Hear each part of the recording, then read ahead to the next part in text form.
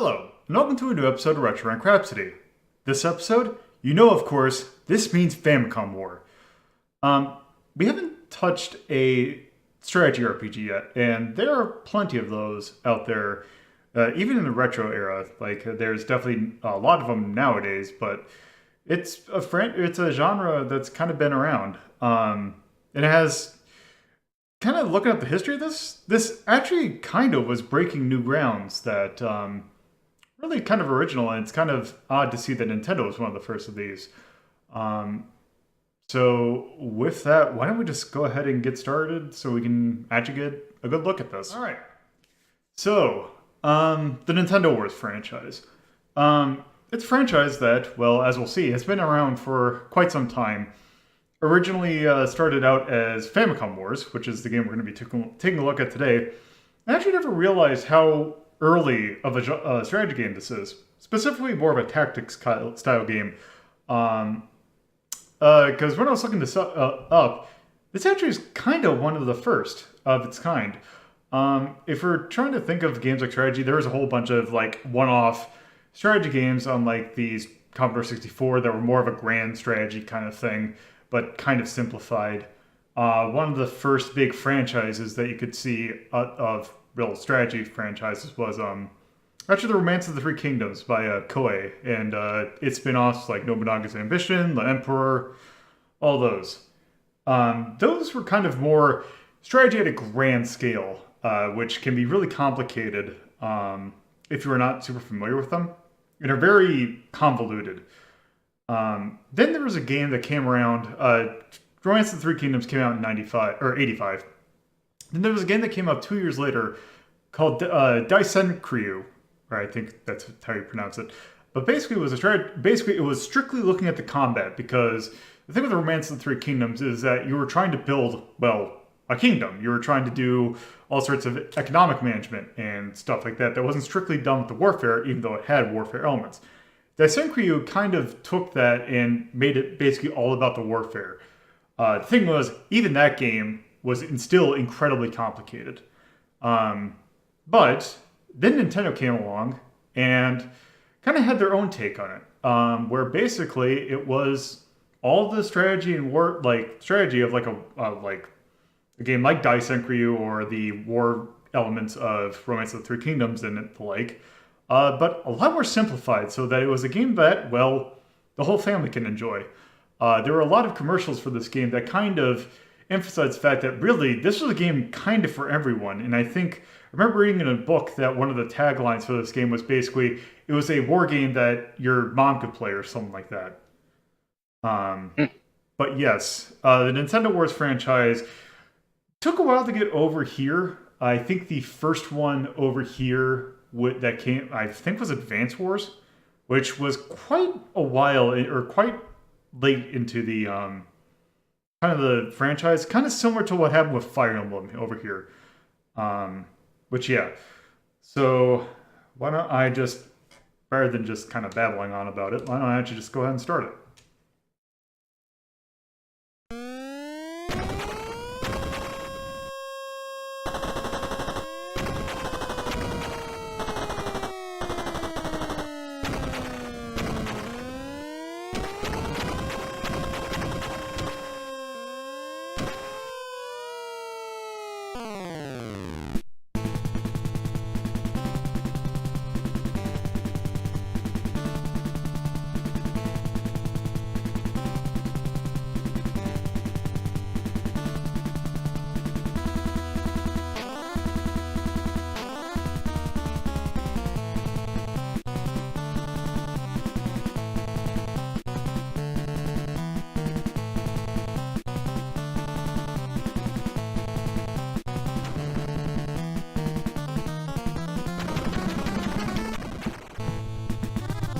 So yes, Famicom Wars, 1988. So, kind of in the grand scheme of things, actually probably around midway through the Famicom's life cycle. Yeah, I think this was like one of the first of their cartridge-based games that really started to make use of. One thing that's notable is its use of the sound or the sample channel on the NES to get some really good drum beats. kind of actually resembling the what they would do for the Mother soundtrack, which kind of makes sense because looking at the soundtrack, it's actually interesting the composers for this from a who actually composed this, as it's kind of almost a kind of transition period because I can't exactly remember how long he'd been working there, but this must be one of the, I think this is actually one of the first ones that Kenji Yamamoto worked on, which if you're not familiar with Kenji Yamamoto, he was the sound composer for a lot of the, I forgot which team was, but basically the Gunpei Yokoi Nintendo team, the one that he worked on the Super Metroid. So it's him and also Hirokazu Tanaka, also known as Hip Tanaka, who did stuff like Metroid, Kid Icarus, the Rob games. I think he also worked on some of the Pokemon games, but I'm not 100% certain. So we're going to start a new game.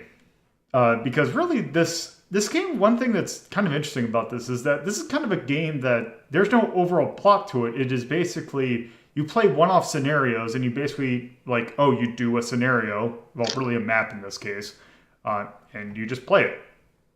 So let's just go ahead and start. So, other, also I think I need to turn this down just a smidge.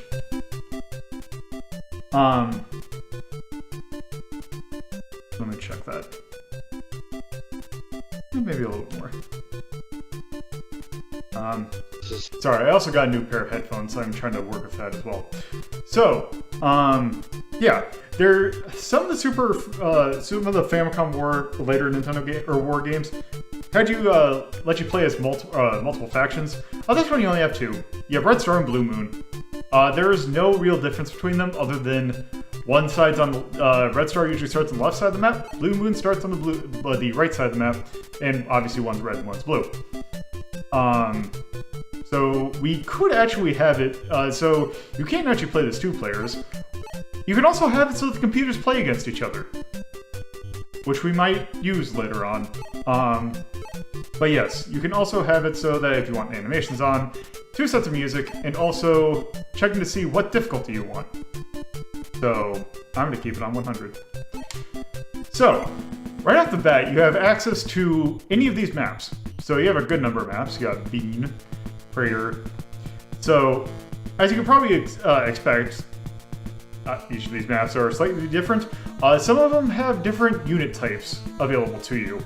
For example, some might have air support, some might have sea support, but almost all of them will have some sort of ground support.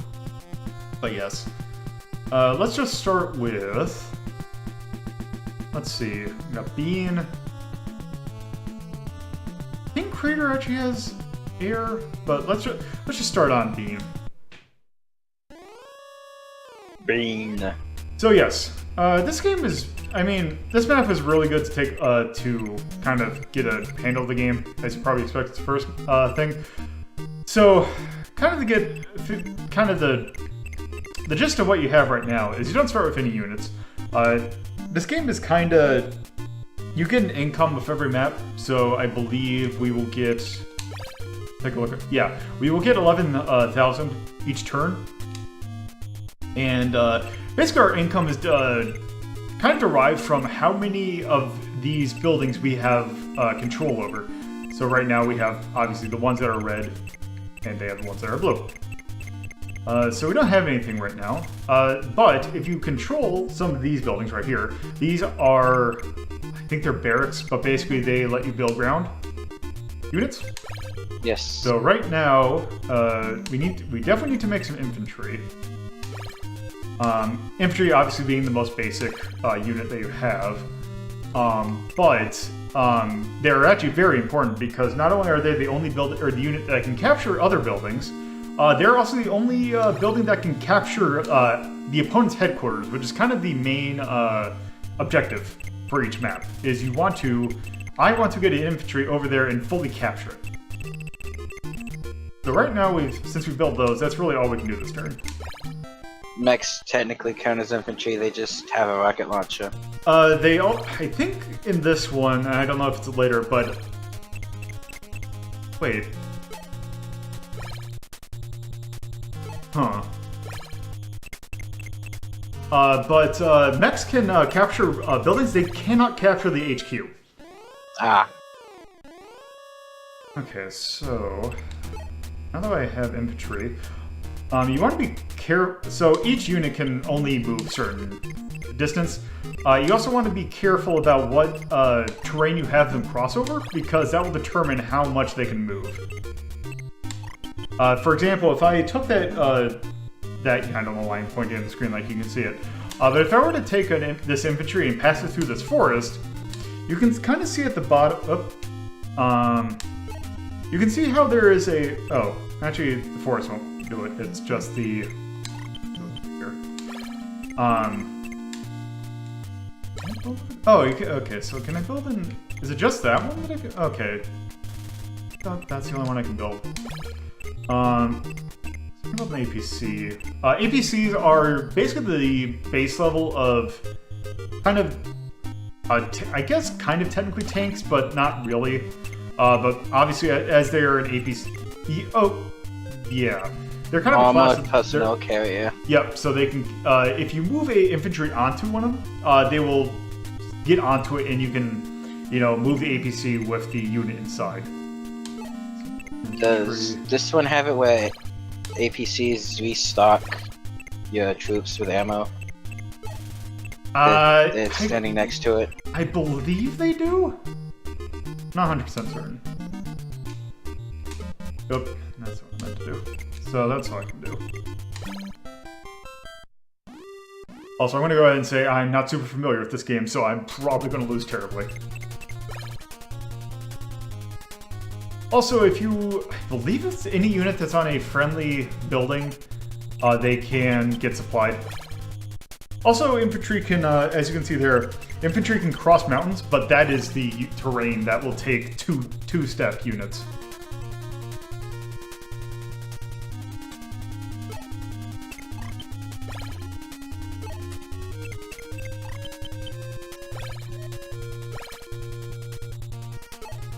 It's really weird that one building that you can build on.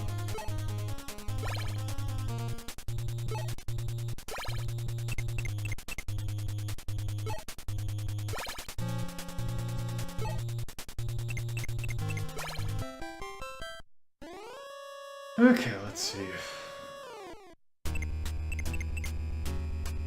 Okay, so I should at least be able to get... Oh. Should be able to get... Oh yeah, I can get to the other side. I have you get over here. Get the final animation.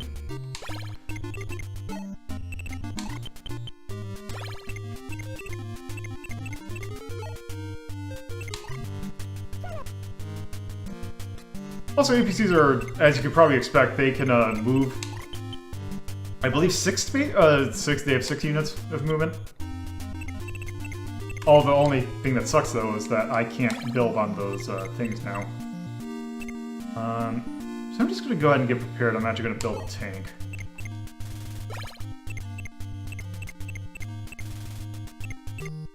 They let you build AA stuff. AA is actually 100% pointless on this map because there are no air units. Also, supply, I really don't need it since I don't have a whole lot of mechanical units. I'm just gonna build another infantry. Also supply. Just to make sure. Supply will cost you your cost money. I don't think it's a lot, but it does.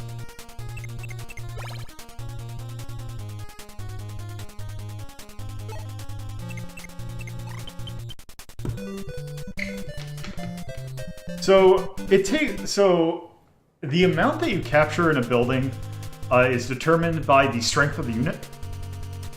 Because if you take a look at the bottom, when it's highlighting over unit, each unit has 10 health, which represents its strength.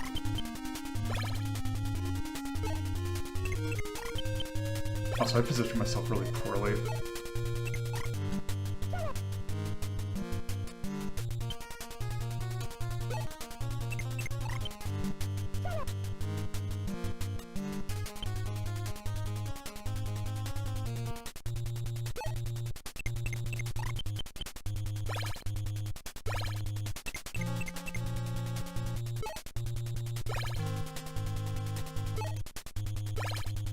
Yes, it's your whole ability to capture is based on how much health you have. Later games have a real annoying thing where the enemy could just take a health off of all of your infantry units, so you do 3 turns to capture a building. Yeah, so there are really there's the whole CO power things, which I know is a big thing in the Advance Wars series. I can't exactly remember when that becomes a thing. In I think in Game Boy Wars and also Super Game Boy or Famicom Wars, I believe is the first time that the COs are actually different. But yeah, in this one they just what was I gonna say? Yeah, it's just cosmetic. Oh, let's end up.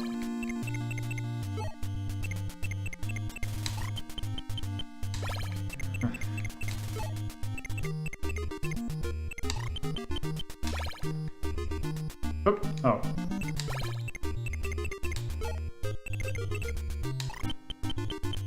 Oh, damn it.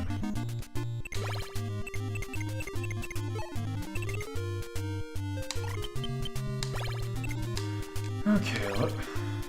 Actually...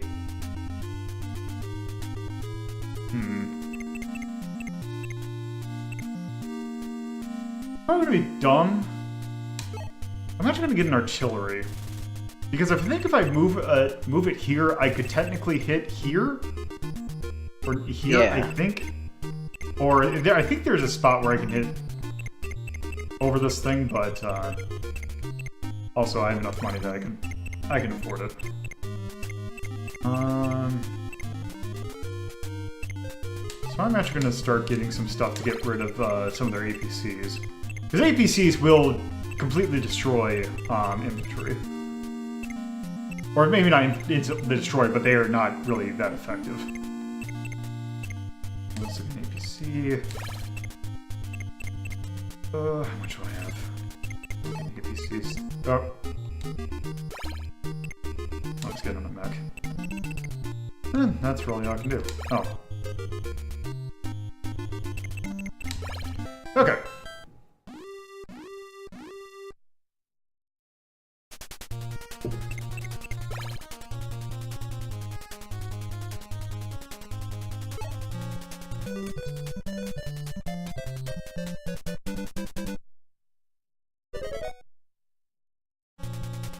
So now that they've captured that building, they will have an additional 1,000, I believe. Yeah.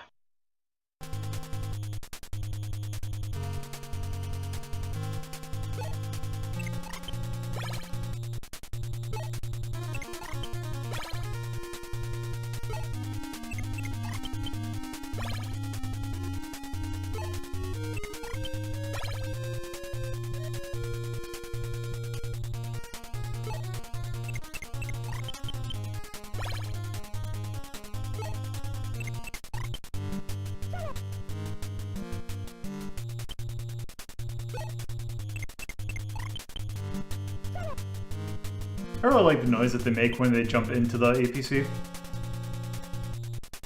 Yeah. Reminds me of Kung Fu. Yeah, that is similar. Oh, now they're going to start getting tanks. So the difference... So really, except for like the infantry unit and like the supply and the APC, although really supply and APC are kind of in the same tier. They basically are, it's just a straight upgrade. So for example, the medium tank is just straight up better than the normal tank, except obviously it costs much more. And I believe it requires more resource. I believe the medium tank has less resources and also, I think it has lower fuel. But obviously, if it gets into a fight, it's one of the stronger ground units. Whoop. It's going to mess people up.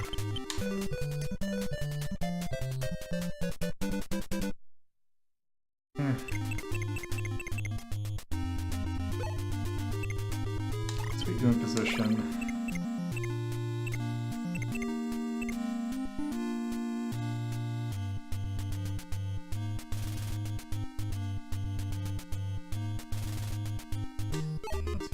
is this gonna go?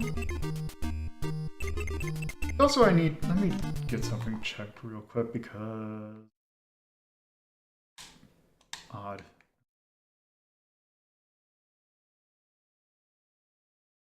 My button's not doing what it's supposed to do. Odd.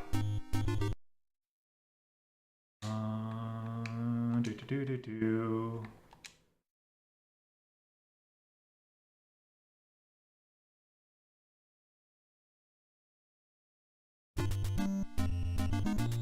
Really odd. Yeah, my rewind is not working.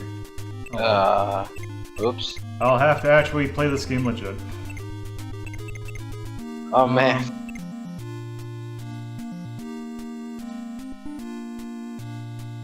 Can I drop diagonally? No.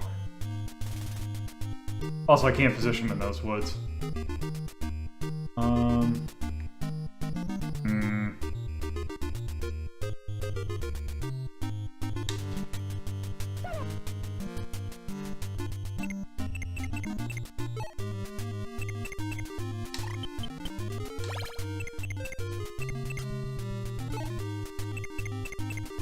Oh, I can actually place it up here. I can get you over the mountain.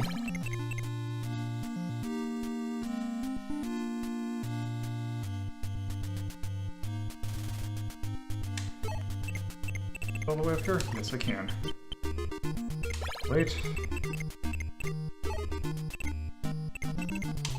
Perfect. And they're all moved.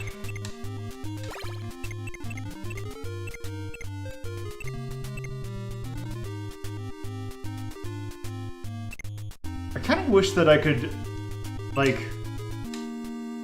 they have a range of... They have a range of 3, but I wonder... Because these have a range of 1. Does Tank have a range of 2? No, Tank is a... They should be able to go 1, 2, 3. Okay, it's weird that they have... Units that have range of... Oh, maybe it's some of the Air C things that have range of 2. Yeah. Okay, so... I'm going to make sure... Go ahead, I'm going to get a supply.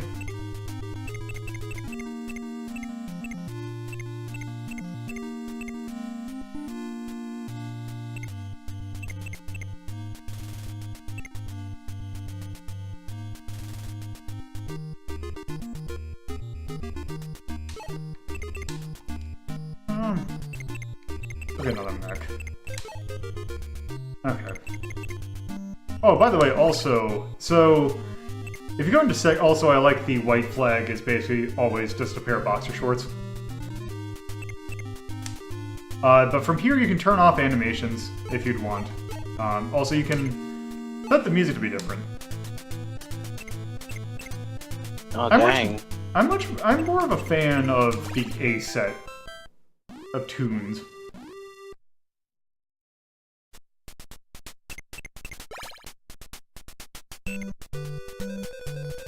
Oh, the blue moon music is pretty good. Also, did you just... You are going to die. That thing is hosed. Hello. How goes the strategy? These blue guys are about to get ripped apart.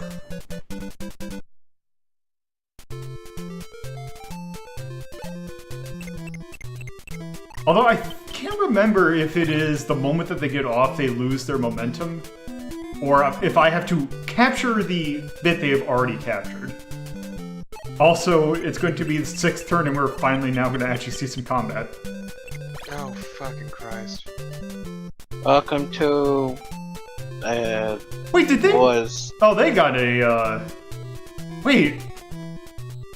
Oh, they got howitzer. Okay. Or, artillery.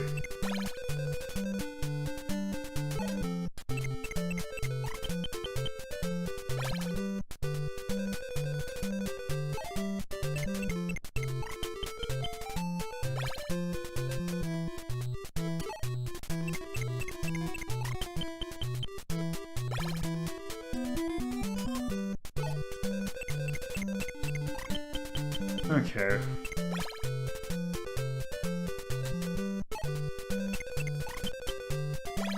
This music it kind of has a bridge over the River Kwai kind of thing going on for it.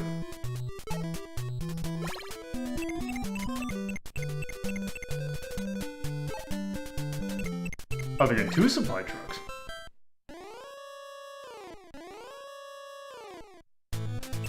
Okay, let's get the APC over here.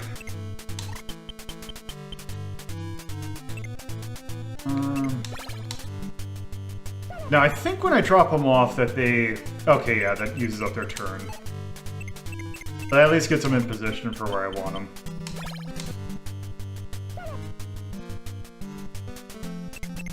I'm just got the mech units just walk... Just... up. Oh! Oh, they only be moving at 2. Yeah, they gotta lug around that, rocket launcher. I suppose. Well, then I'm gonna at least get a ride for one of them. Get you an APC. Let's get that one. Let me get an artillery.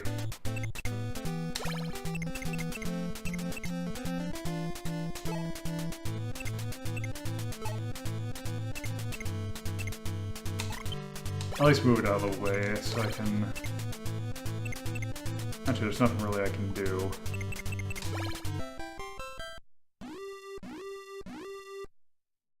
Oh, shit! So when do we get to use CO power? We don't have CO powers. Oh! No, what's even the fucking point? Also, I forgot to fight against those guys that are capturing those buildings. Oh my god. That's okay. I think they're aggro by default.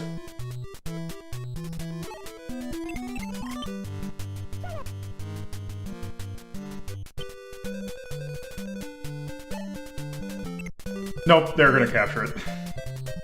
They're gonna do the smart thing and actually, you know, go for the resources. Yep, and that's an additional 2,000 they're gonna get. Actually, It's like, oh hey, we forgot to do the war part of the war. I wonder if it's my controller might just actually be screwing up. No. Yeah, it's just for some reason rewind is not working. Just why fight the army when you could fight the civilian?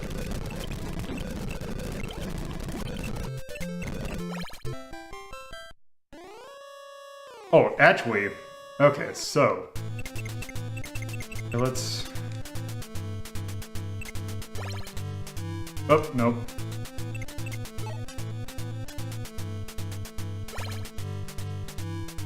What am I do? Can I? No.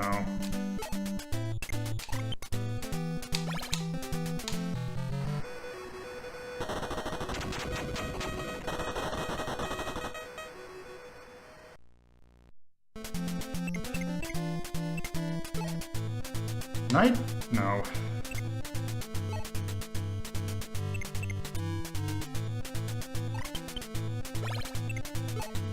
I'm also going to... There we go. I got my building. And... This should be... Wipe. Yep.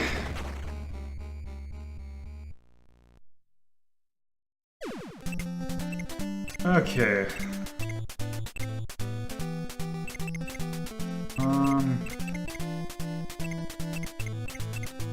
Actually...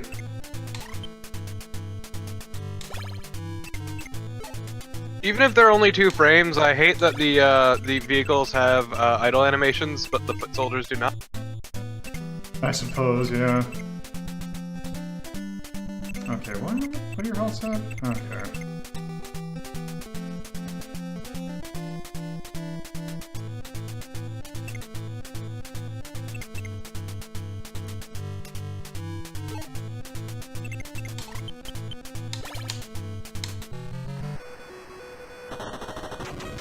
So also, depending upon how much of an advantage you have, I believe it'll also determine how many, like...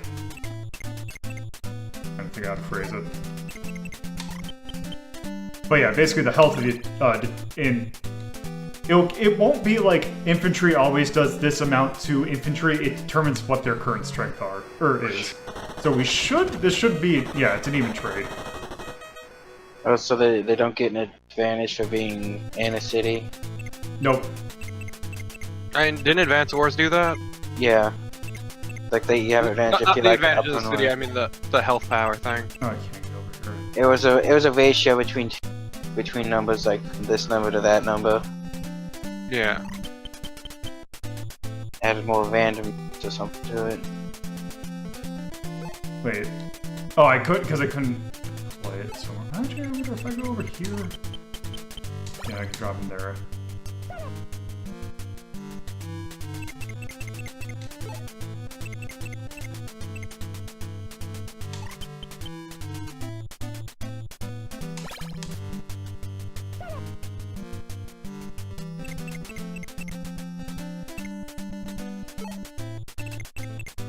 Oh wow, that can actually move a lot further than I thought.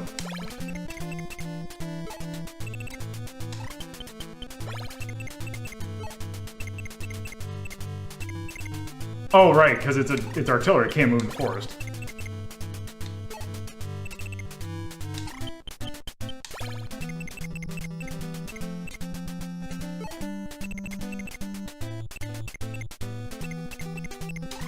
Look, you will park that goddamn artillery in the forest, and you will have it shoot at trees, and you will fucking like... Okay, so we're gonna get... See there... There... Now how much money do I have?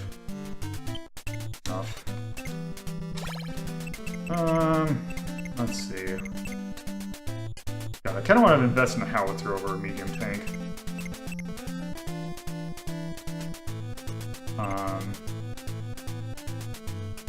think... let's see, do I want to bother... I think I'm just gonna move up, so I can just get this wall of units. In better position.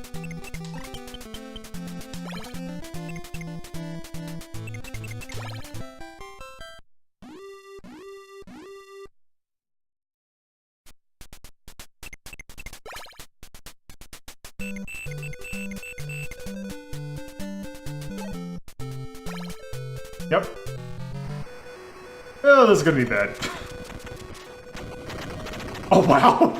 Maybe not. I do think the mountains do give you, cover in this one, though. Just not cities. Because I know that mech will completely dominate the, that artillery. This should be a wipe. Yep.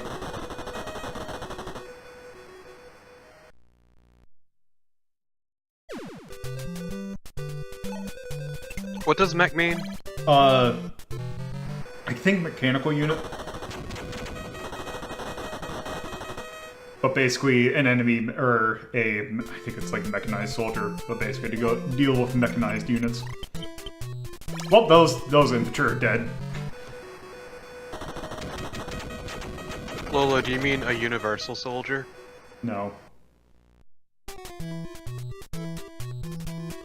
No, for one, they're not naked.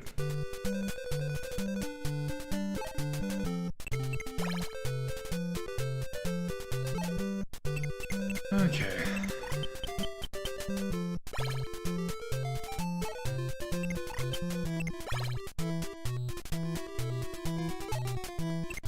Yeah, the problem is those tanks are going to be slightly harder to deal with. Because an NPC can do some damage against a tank, but it won't. Obviously, it's not primed for it.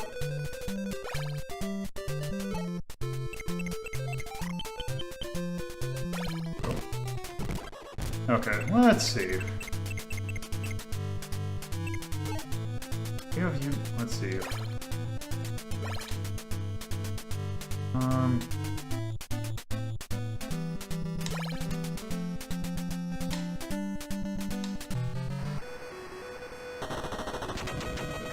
Oh wow, that only did one, so that was not... Oh, also one thing that I could do.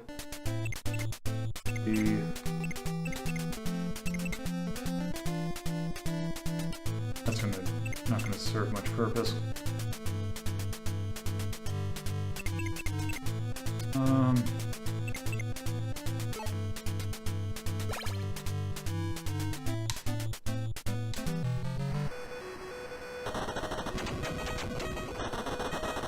I got rid of that.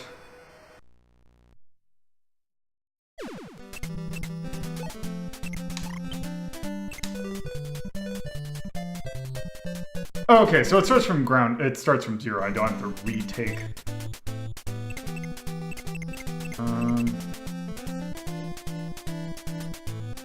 I think actually, yeah, because you can merge units.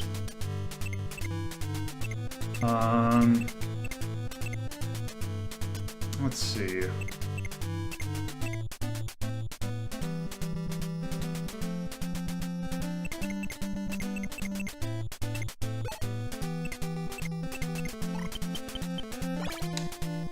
This will be slightly against my favor, but yeah. Definitely weakened them.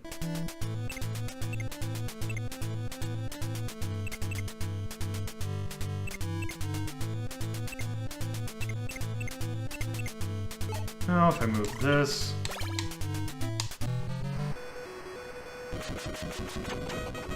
Oh wow, that did not do as much damage as I was hoping.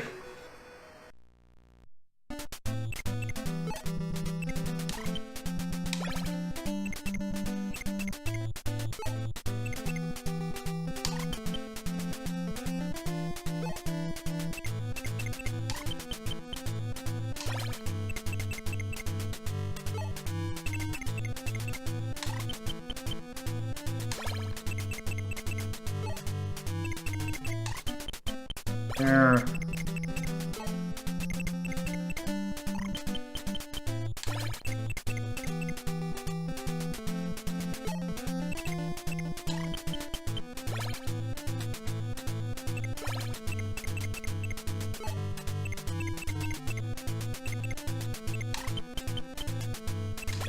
Right, okay, now...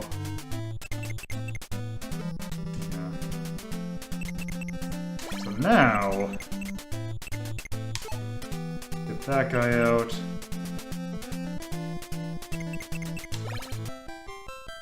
Save up for something else big.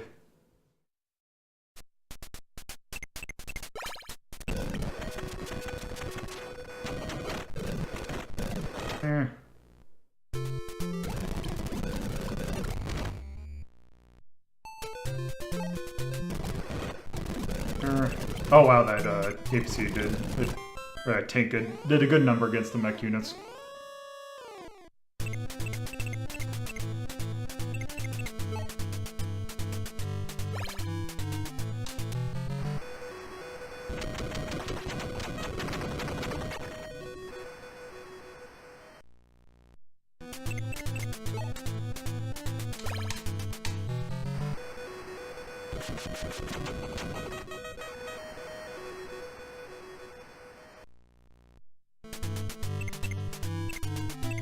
Okay, let's see.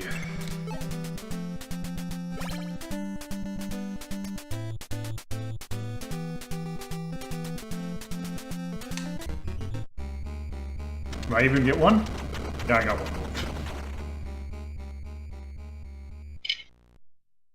Congrats.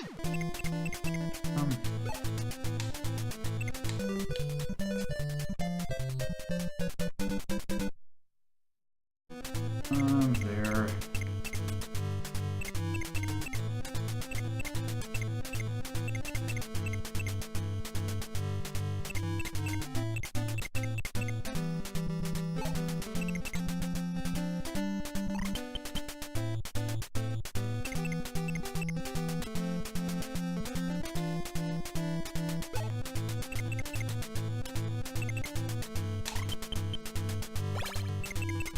there if I position this guy here?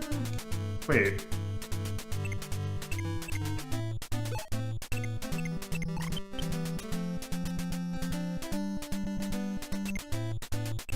Where's the positioning that I need to hit something? Oh, does...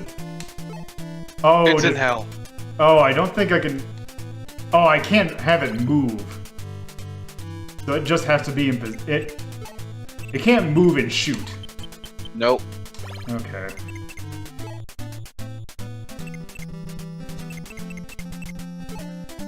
Okay, then I'm just gonna have these things just act as a wall of meat.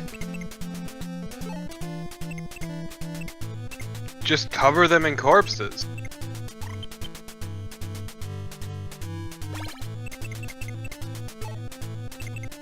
If they hit their preordained kill count, they'll shut down.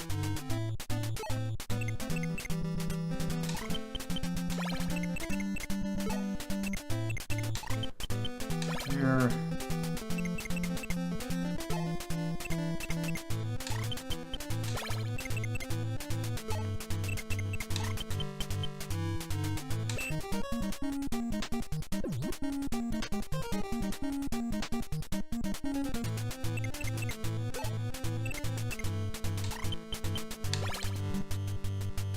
That's not where I should have put him, but... Can't believe we're going to be doing this for 2.5 hours.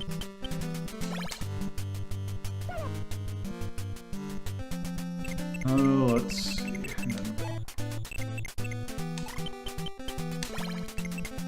There.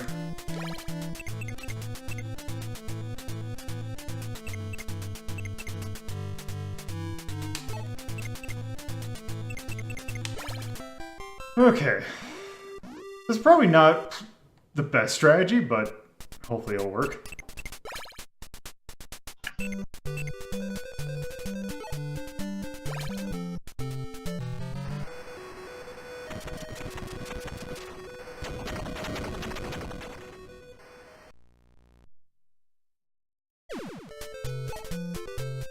Oh, crap.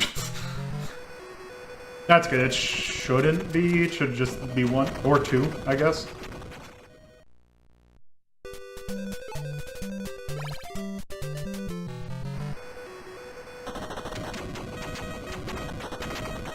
Okay, it should be fine.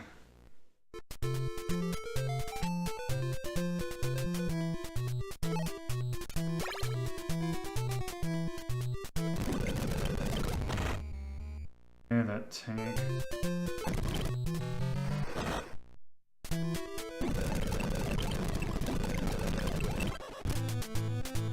Okay, let's get these out of the way first. Those tanks should be dead. Be seriously injured.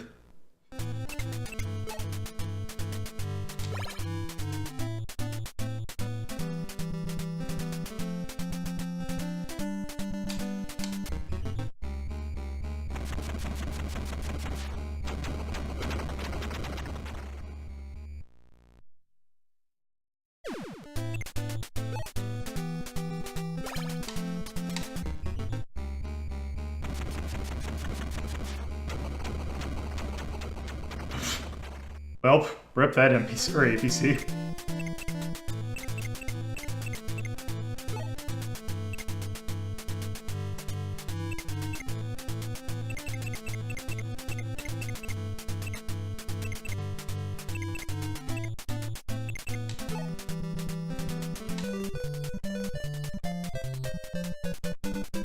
There we go.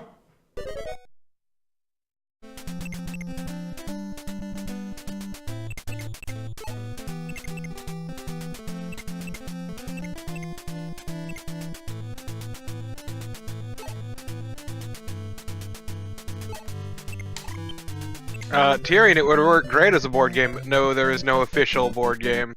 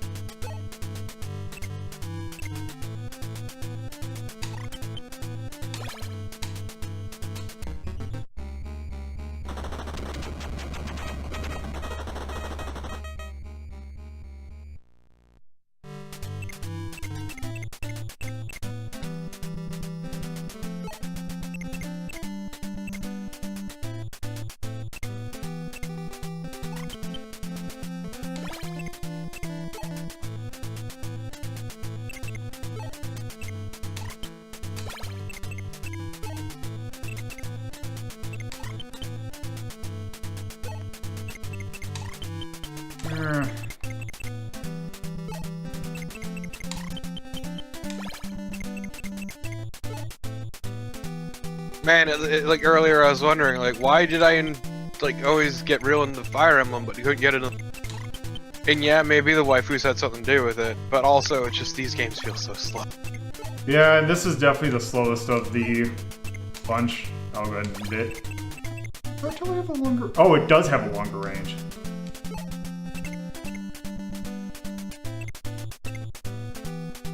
You're still on the first map, it's been over half an hour.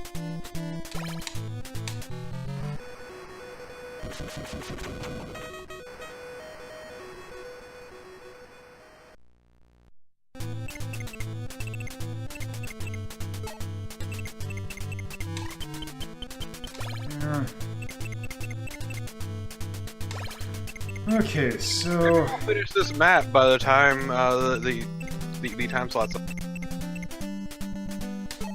I'm sure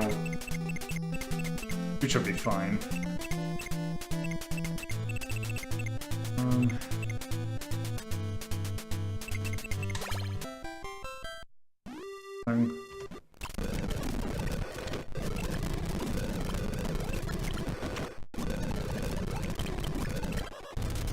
Okay. Depends on how much Fire Emblem you're playing, Tyrion, if I'm gonna be honest.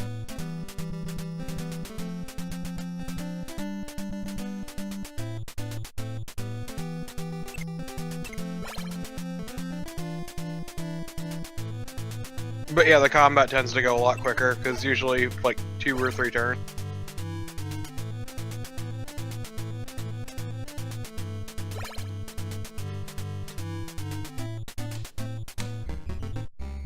Are we gonna exchange? Okay, you only exchange... Oh wow, I'm surprised you actually don't exchange with the artillery against artillery.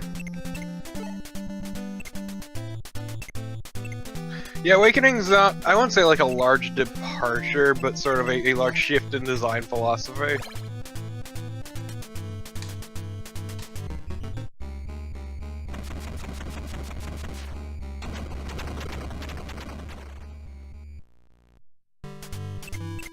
I did very much enjoy it, though.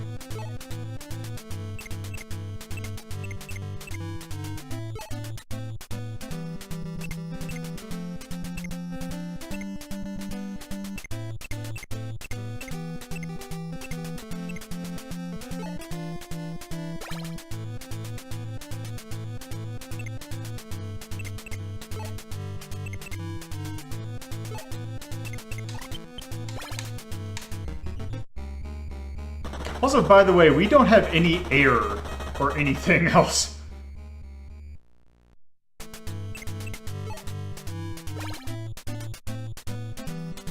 I can't. Oh, definitely, Tyrion. Permadeath was a huge pain in the ass. Yeah, that's kind of one of the things that kept me from playing Fire Emblem. Well, later games remedied that by giving you an option to turn it off. Yep. Although there was a fight in Awakening that I got to that I just did not care for.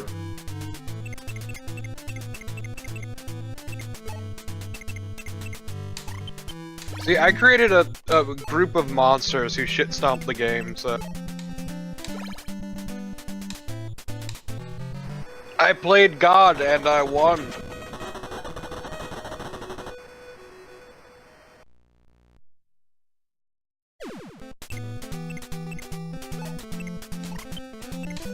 Oh, it has to be the same unit?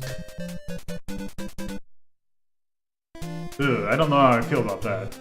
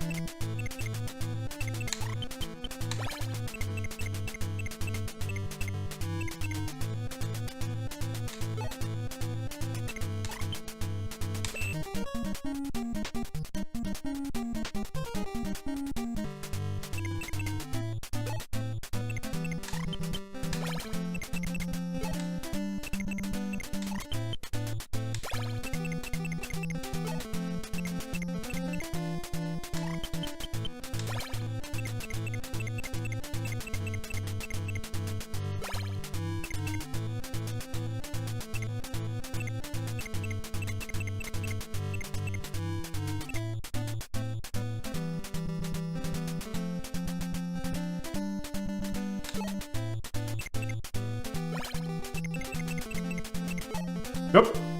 Well, that's not exactly what I meant to do, but okay.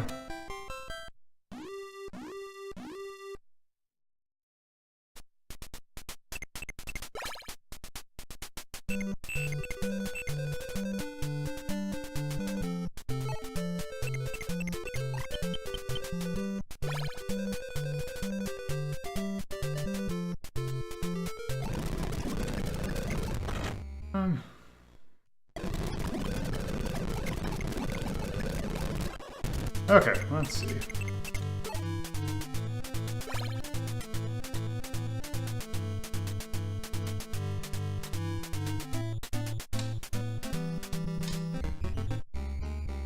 Probably a waste, but it gets rid of their artillery.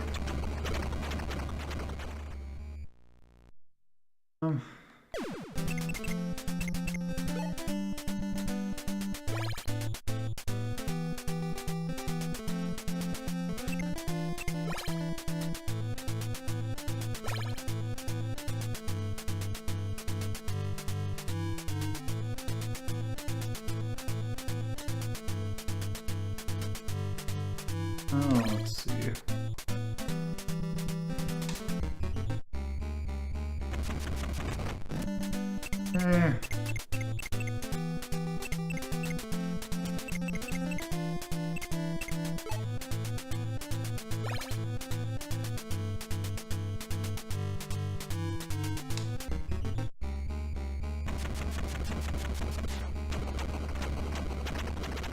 That one's dead.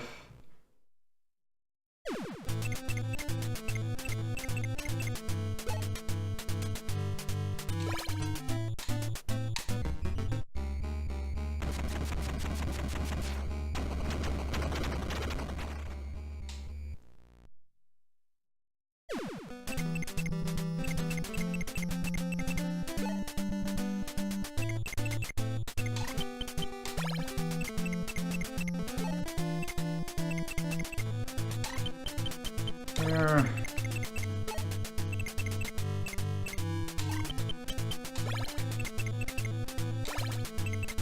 think it's a supply, because I think that's going to be an issue shortly.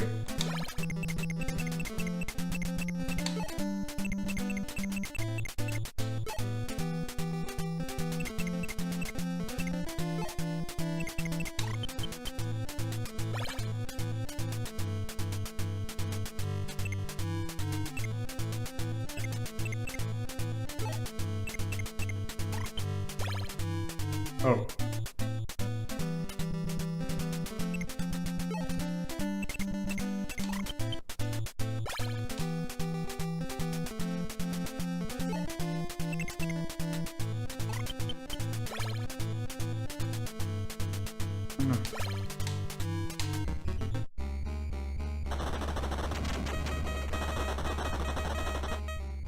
Go.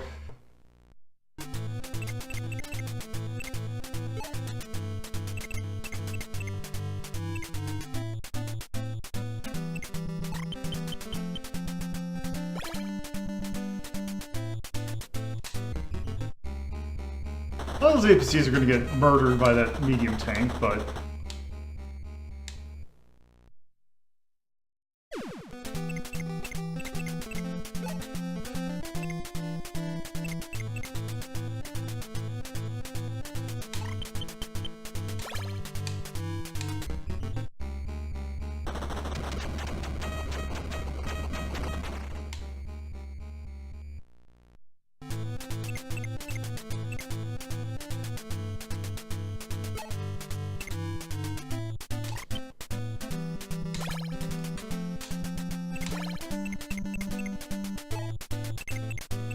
None of this is okay.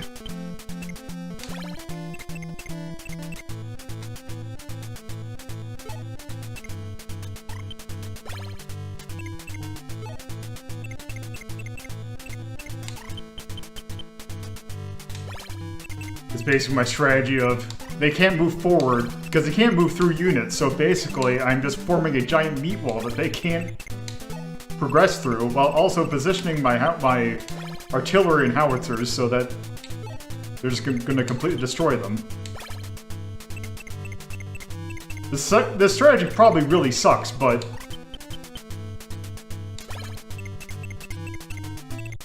I'm not too familiar with these games.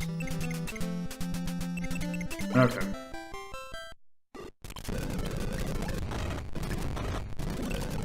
Good. I'm glad that they're... Okay, they built another medium tank.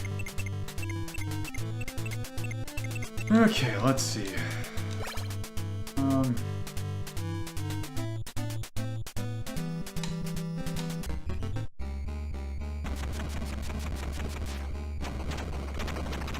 I'm surprised I only did 3. Yeah, it's weird that it doesn't pace out the animations more. Like the deaths. Yeah. Also just for giggles. Hehehehe. Okay, so... Can't believe Les is fucking dead.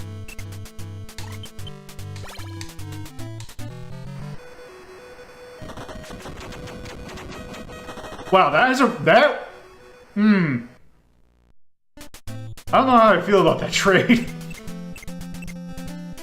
Mechs kind of suck. Out of tone. Also, mechs are used to take out normal things like tanks. They did a really bad job back there. Oh, it's only their first shot, I think. Then they just have machine guns. Hold on.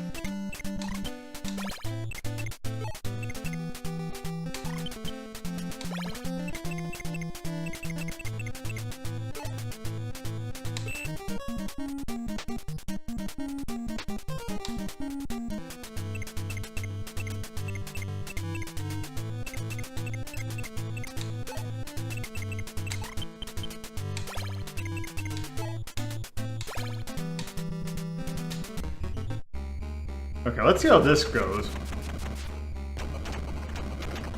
Wow, that's... that was not... Going great.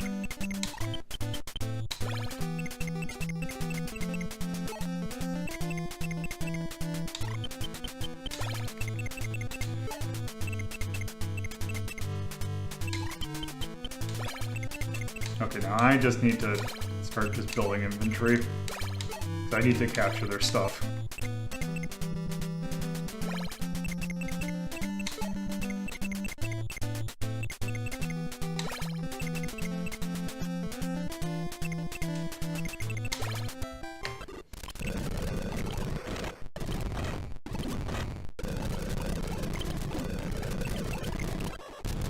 Okay, let's see.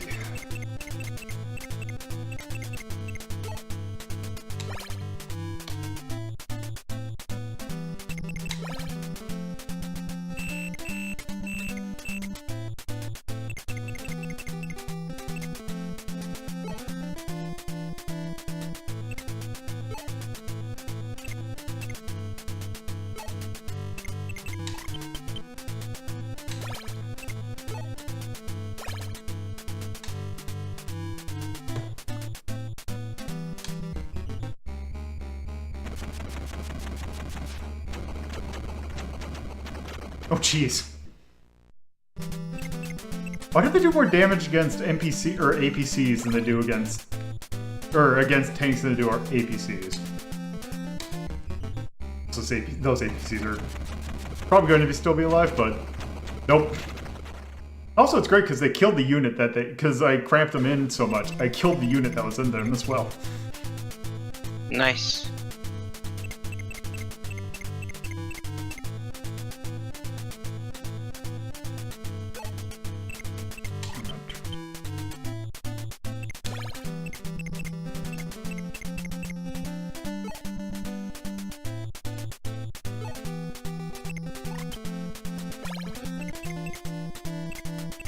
Actually...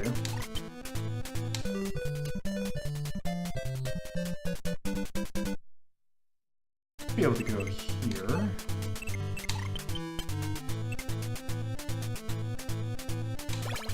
Why not capture? I don't know, why... Crap. Can you not rewind? Nope. God damn it, Lolo. Now you gotta be like this.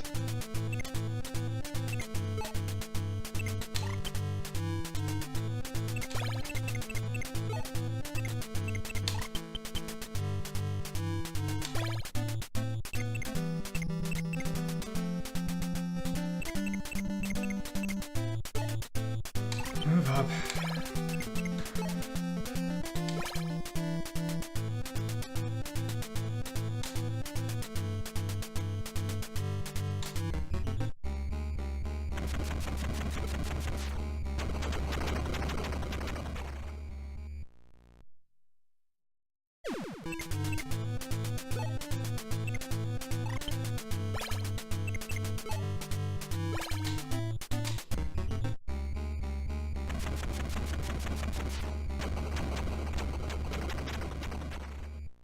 I wonder if killing affects the units that are inside.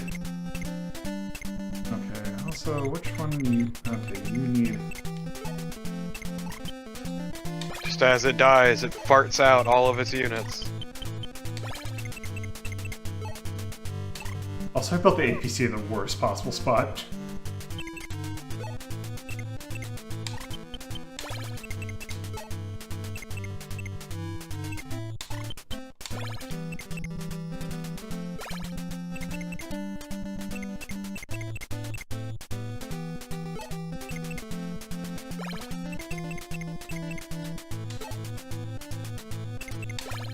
Because why not?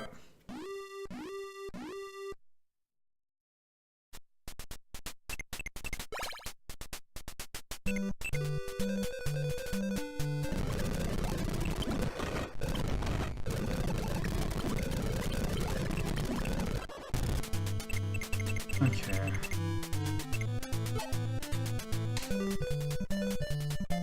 There we go. At least got that one.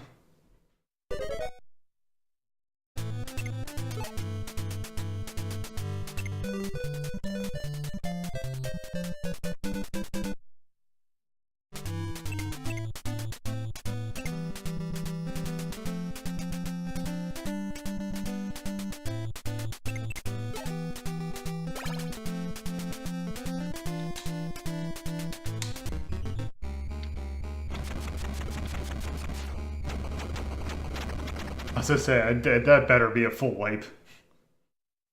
Or a wipe, I guess. There.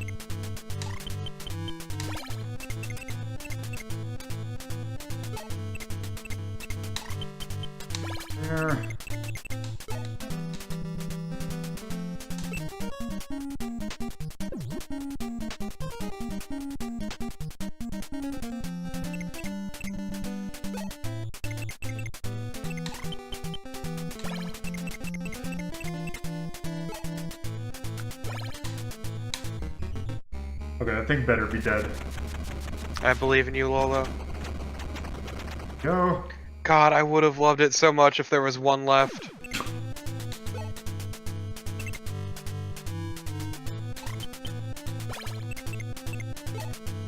Do you appreciate later games where they would give you projections on how much damage you're actually doing?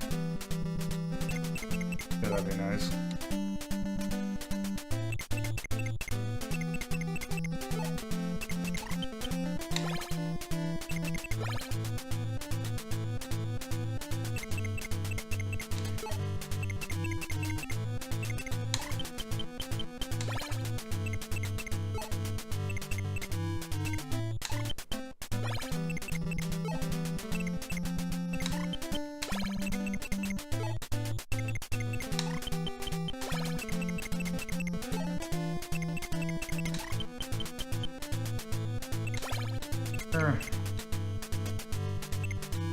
Let's see. I keep on thinking that he's holding an axe. Because I swear they just took that sprite and just put it into Fire Emblem. Is that the mechanized infantry? I'm pretty sure. Yeah.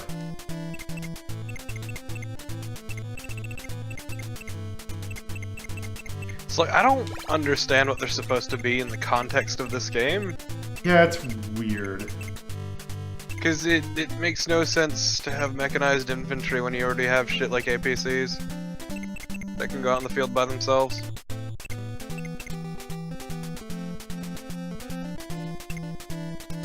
Maybe that's just me.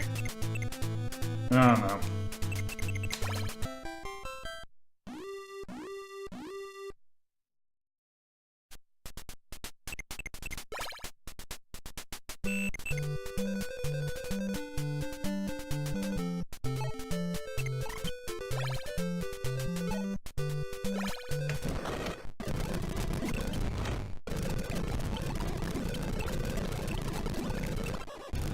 Okay.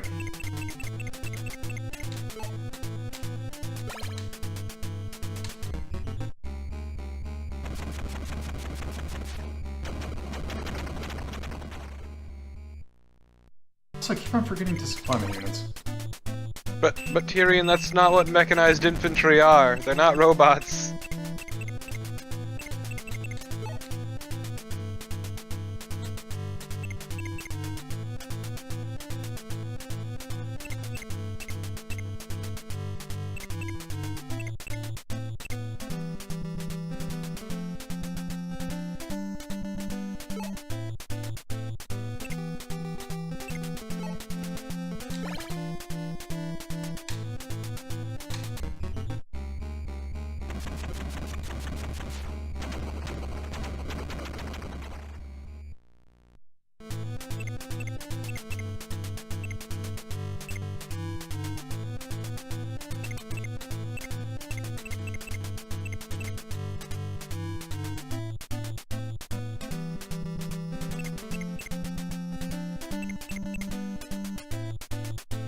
Okay, let's see.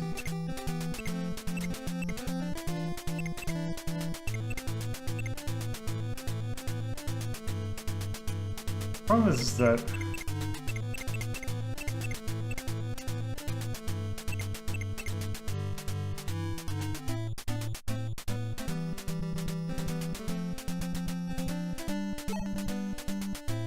how much movement do you have?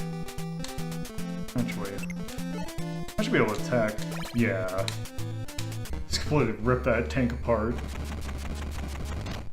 Okay, so if I do this... right here...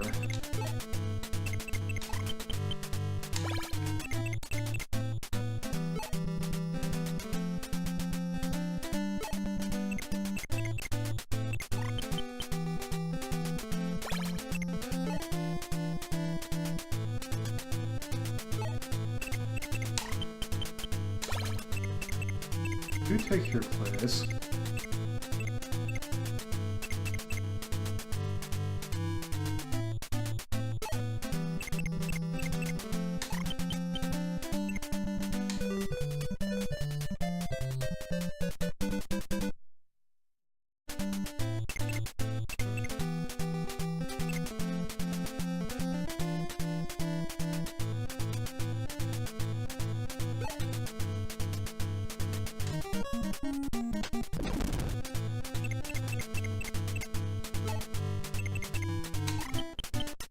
Let's move up.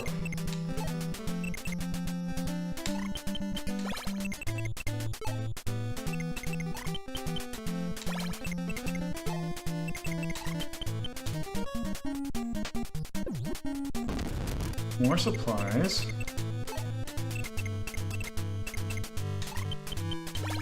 Move up. Oh, don't want to drop you yet.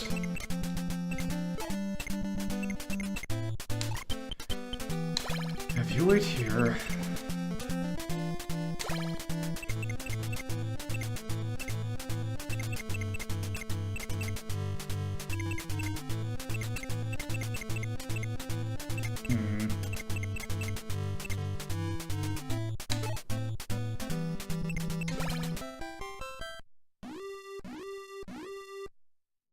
Okay, let's see. Damn it. They ruined my plan. Actually, maybe not. Okay. On the bright side, you've almost made it to their base in this slow slog. That should... Okay, good. That should good. You should be dead. Bitch. Suck shit, loser. As a middle finger comes out from the middle of the tank. Yeah, I like you weighing, can my infantry kill this tank? I mean, it's one tank, and there's 5 of them. I mean, go for it. Don't be a coward. Those infantry are screwed anyway. Suppose they're all gonna die anyway. I got it! Damn it! One of them died at least. Yeah, one of them. Okay, so...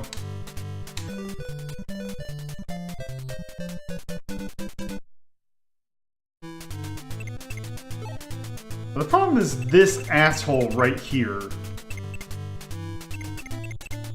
That is artillery? Yeah, that's the howitzer.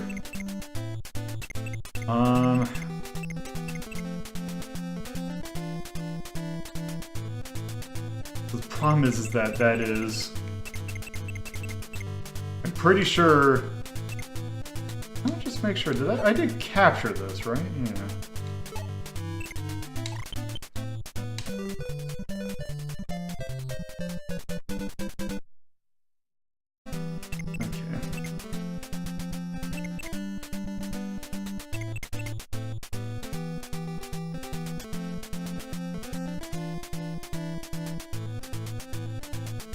Okay, you know what? You're gonna be bait.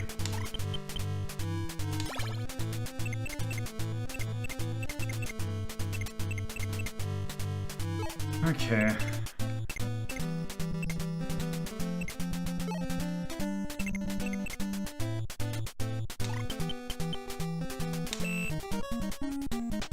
Here. Let's see.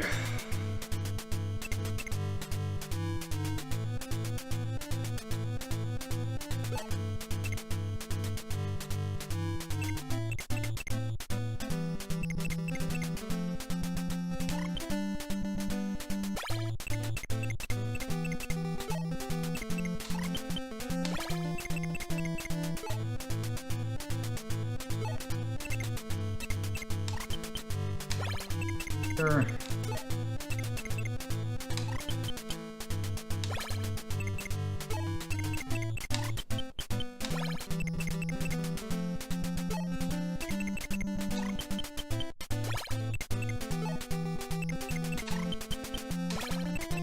So, just eventually begin. Oh, thank you for the follow.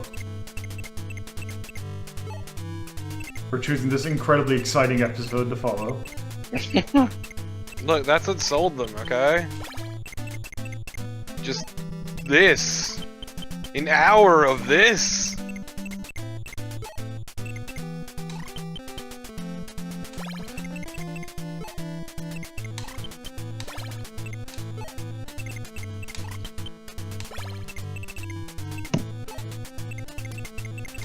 Oh, damn it.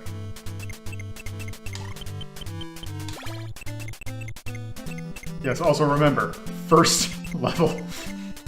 This is the smallest map in the game. Also, I'm gonna go ahead and say that I probably won this one, but...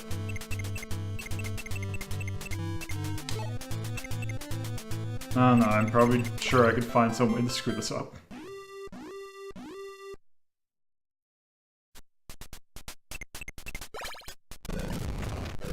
Good, they took the bait. Wait, what? Oh, right.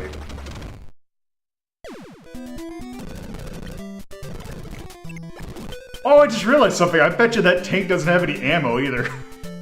It's just gonna sit there. Or fuel. Let's see, how much... Yeah, it has no ammo, so it can't do anything. So it's just been sitting there ineffectually. Yep. Just staring at you angrily.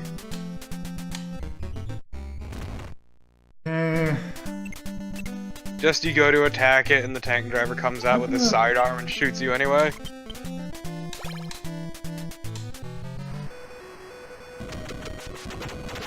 Oh, wow.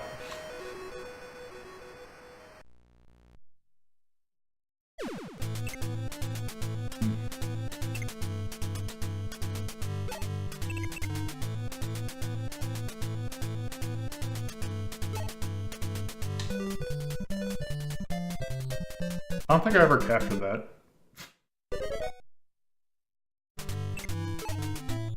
Which means this should be a full... Yep, there we go.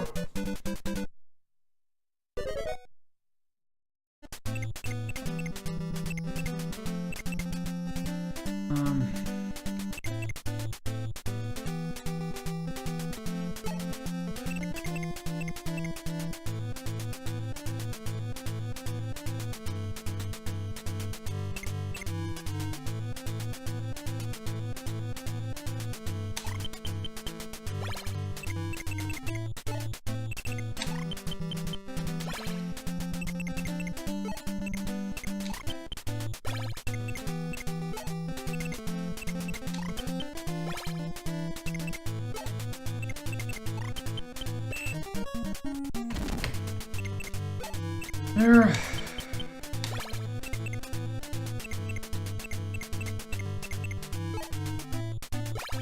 Let's just put this thing out of its misery.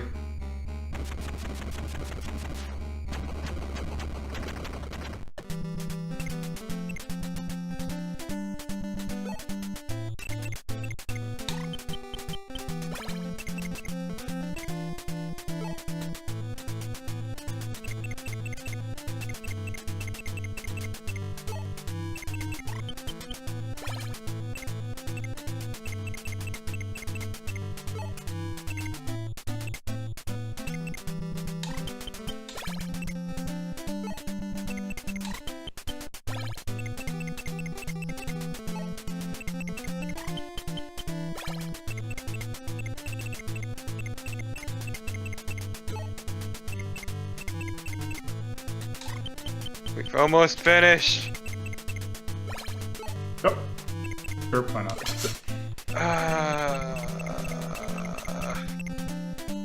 Just get a fucking APC or something.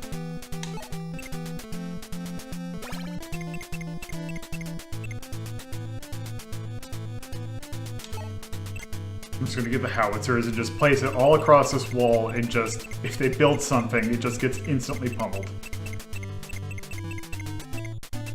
Shot to hell. I just figured you should get the APC. You may as well transport that infantry. Holy shit! The APC does not stand up to the medium tank. Man, the APC doesn't stand up to shit.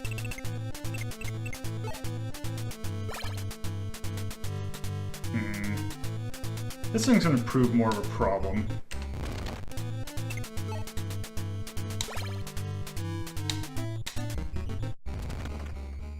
I'm surprised that one took out two.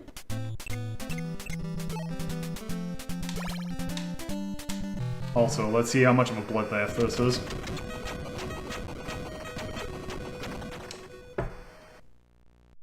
Sure.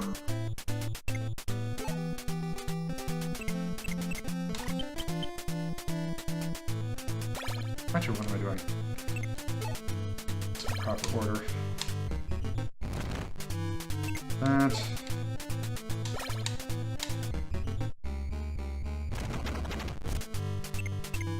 Which is really what I should just hit him with the artillery first. Might just be extra mean. Just keep fucking his life up. Which actually, then hopefully this is that's 8. Yeah, it's better than nothing at this point. Yeah.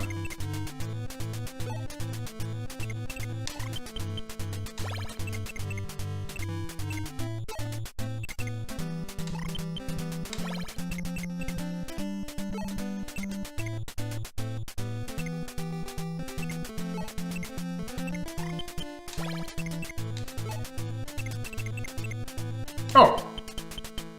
Okay. Actually, I wonder how much this is going to do. Oh, okay, that works. Oh, good. And they don't have a medium tank to counter it either. They have enough airborne, or not airbornes, but long range units that can make it kind of annoying. But I think I've almost got this.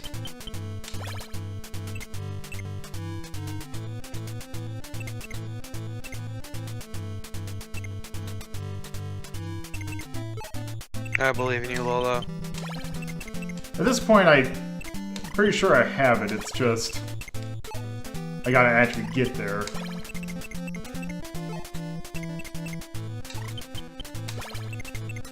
And then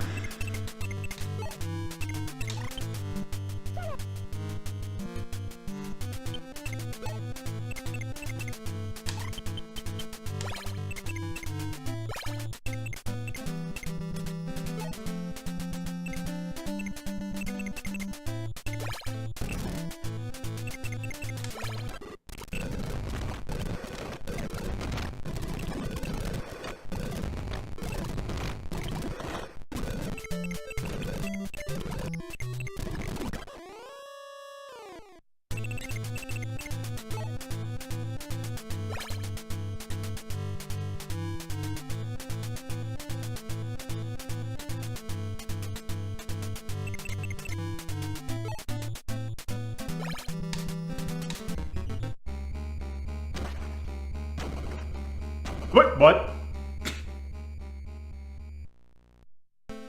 Okay. Okay, let's... Huh. Up. Up.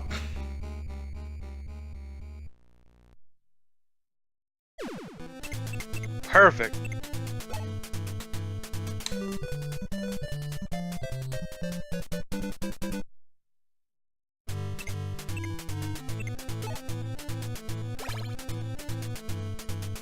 God, I hate that capture rate being based off the number of units, because it just makes things so much slower.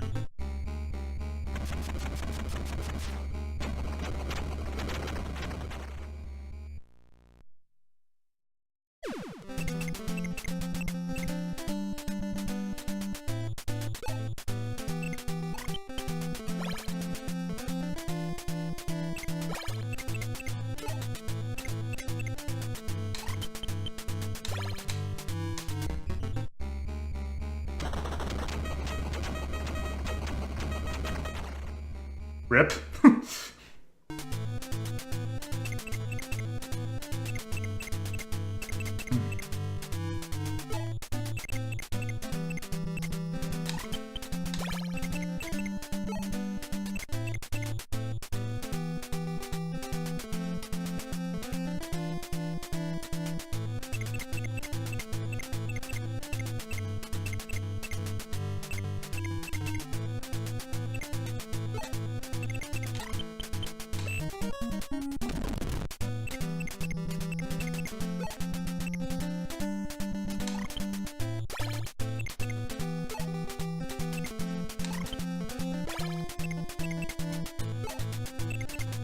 This game is very good. Just a smidge slow.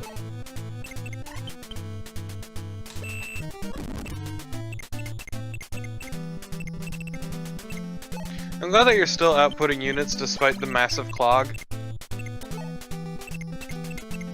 I mean, the money's not going to have any other use, so... Just like real war. Okay, let's see.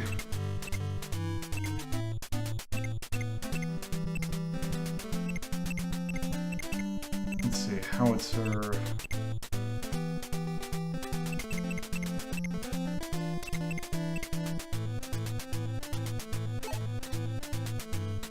Also, I just realized I could actually just move this down here.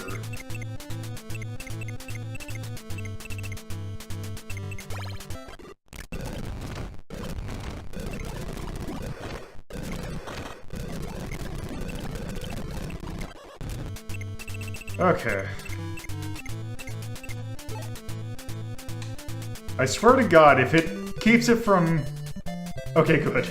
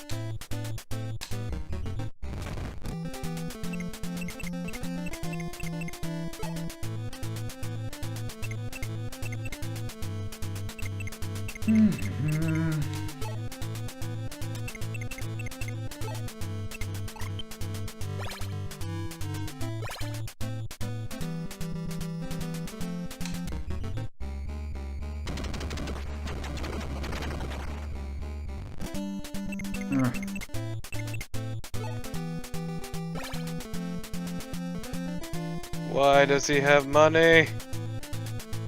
Stop make thing.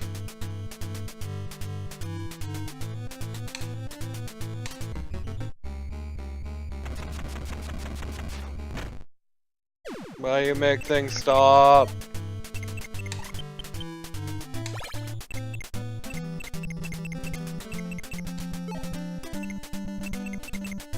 Can't help that this is like a really fucking horribly designed map. Yeah, because I was watching someone do a review of this, and apparently the map design is not exactly... The greatest. Yeah.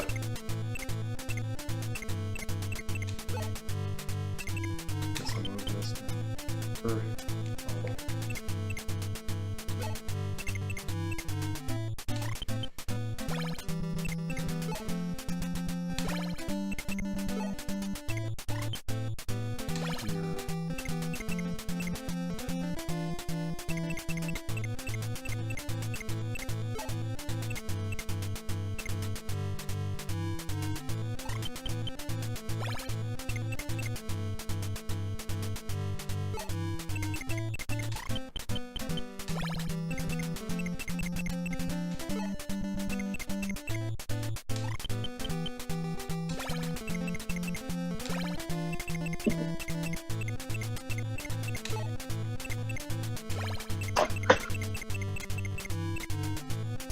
Some more supply units.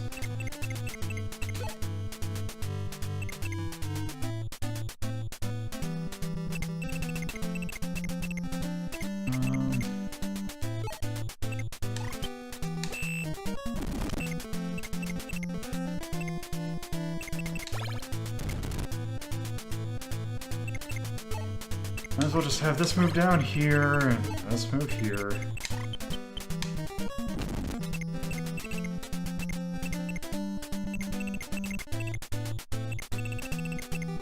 I think I'm good for now.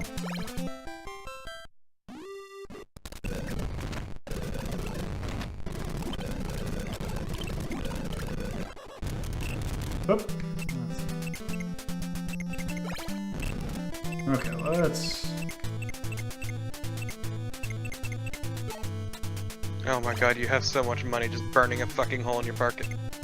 Your pocket? You park it. You park it. It's your pocket.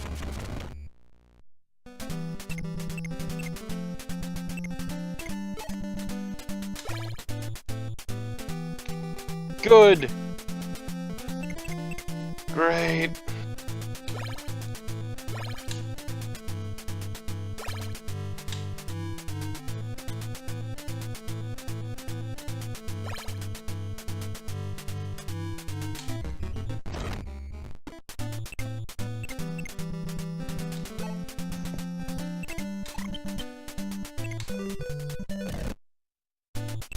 I do love the stupid music that plays.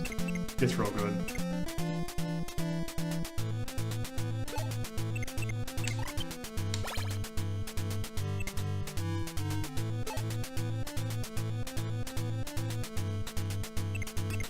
Can you have infantry cross the mountains? Oh yeah. Right. That thing. I'm here to help get this over with. You're gonna sit in the corner for the end of time. You're gonna sit in a corner and think about what you've done.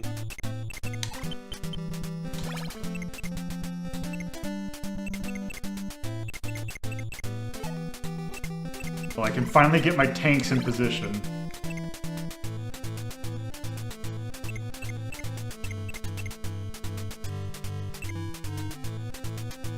I don't even know what I'm gonna do at this point.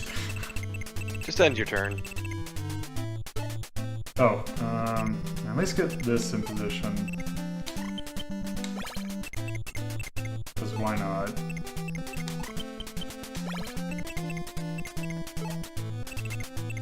I'm gonna get over there because that's gonna need some supply.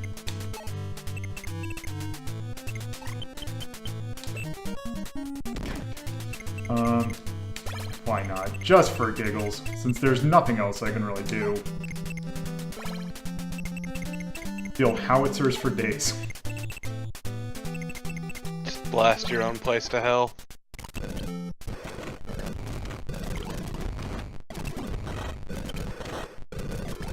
Damn. Okay.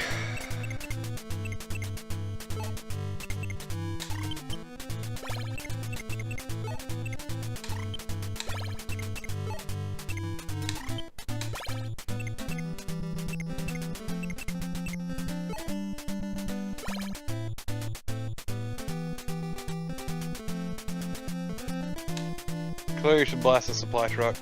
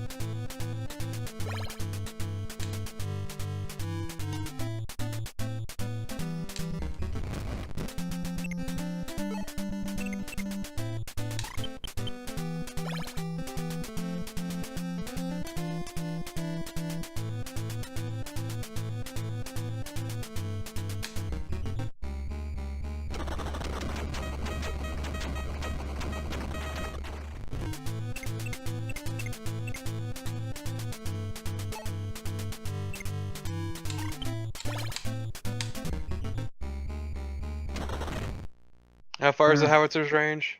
5. Could. I could just end that guy's life. No, I was gonna say shoot one of the vehicles that could be a threat to the infantry, but okay.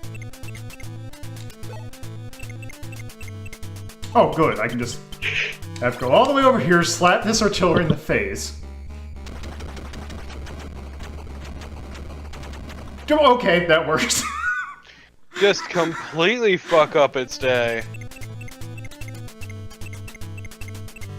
Also, do you have any APCs with infantry? No. I have this one down here. Then, bring that infantry, the one up top in the woods, just bring it down and claim that fucking city. Yeah, that's probably what I should do. Well, actually, it'd be faster for me just to get it over here. It'll take more turns, but... I just meant the infantry that you have sitting in the woods doing nothing. Yeah, I can get them moved over here. Because there's that little bit of blue right down there. Yeah, the tank's currently on it. No, it isn't. Oh, thank you for the sub. Or is that the top of a city? That's the top of the city. Okay, I Yeah, couldn't tell. that's because a blank tile. Okay, I'm not used to these sprites, so... I can have him. Start moving these up.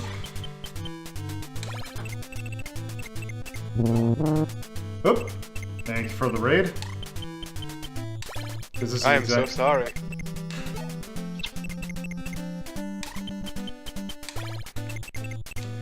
Okay, I'm just going to not build anything else.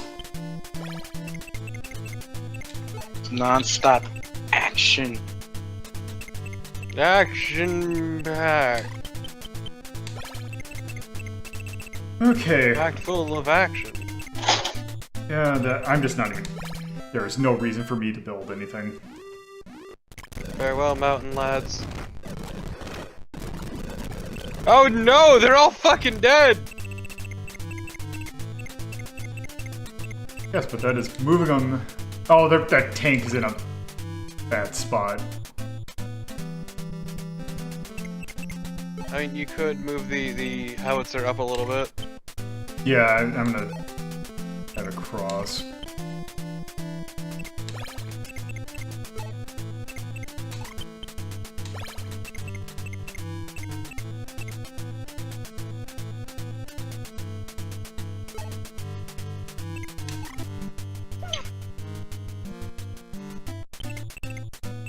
Okay, let's see. I was gonna say maybe you can move the howitzer up and shoot the tank. No, because I can't do it in one turn. Because I can. Let's see. Because I can just go ahead and move this one right here, Okay, then I just guess shoot the mechanized infantry or something. and then this. I'm just gonna. Well.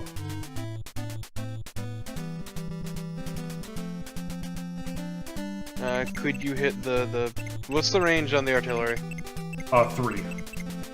Because I could hit the supply truck. The supply truck, yeah. Actually, I can hit the tank. Go for it then, buddy. That's what I should do. And hit the supply truck with your other one.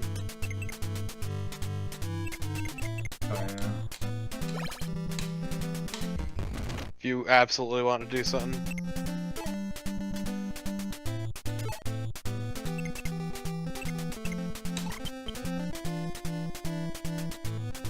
Actually, can I... Okay, well, what I kind of want to do... It's only...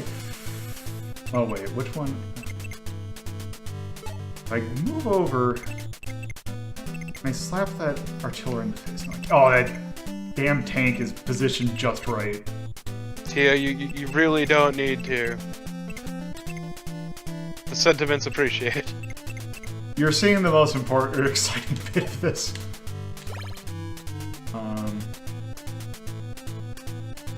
Let's see.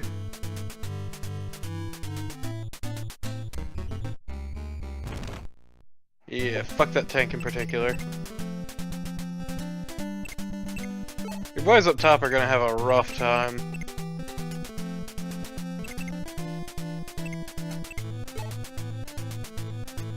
Can I...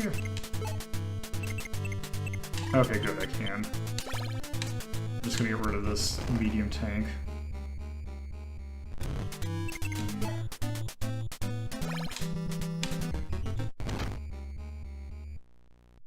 There.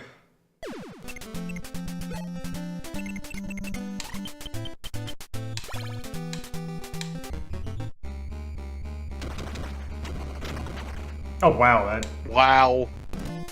Well, hopefully I can probably at least get close to merging. Oh, no, that's not gonna do much.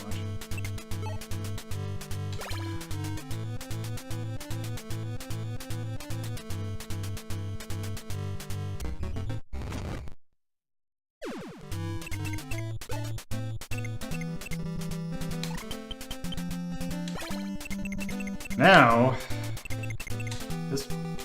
Oh, it's already moved. Okay. There. Just rain down howitzer fire. Oh.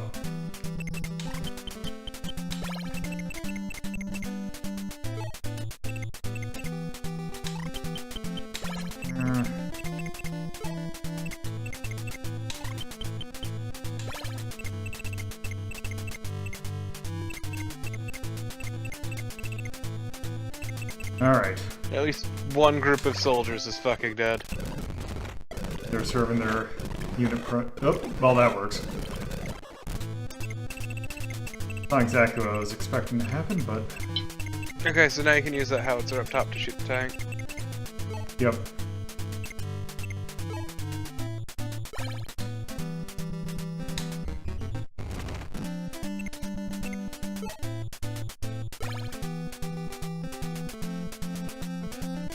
You have a supply truck right next to it. You could offload the supplies and wait instead. I gotta get in position because it. Well, actually, yeah, I can go here.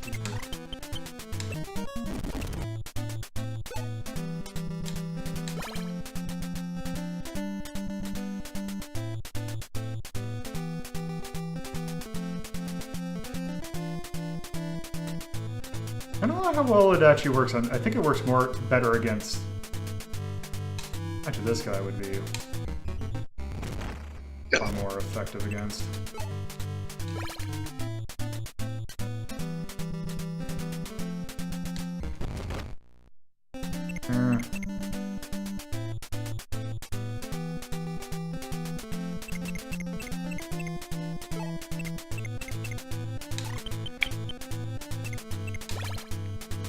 There. He should be okay, good.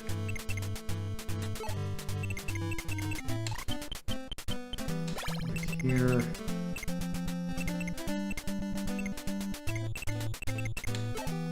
We'll just trade. Wait, how did... Okay, whatever. What? You somehow won that fight. Like... Because he had more soldiers? No, they were both 7-7. That could be... I don't know. I don't... Random chance. So. Yeah, yeah.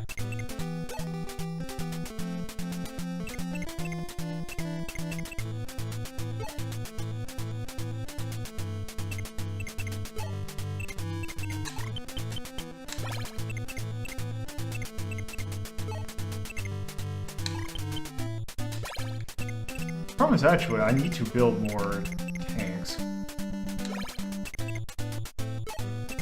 You need infantry too.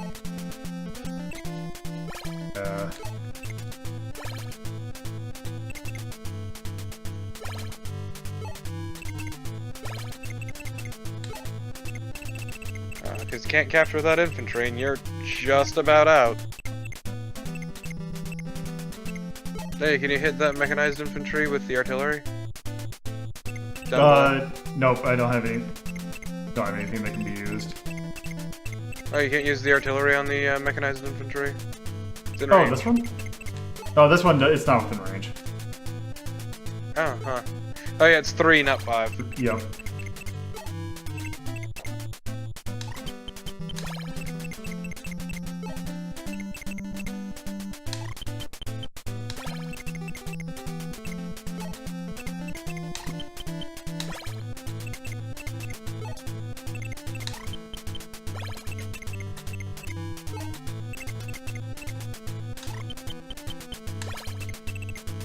Okay. Call him back so that... We've almost done it.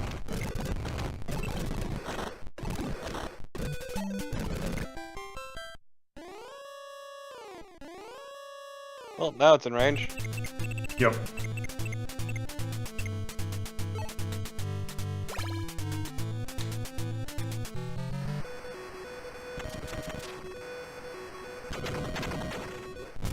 Oh, Jesus. Yeah, that's there.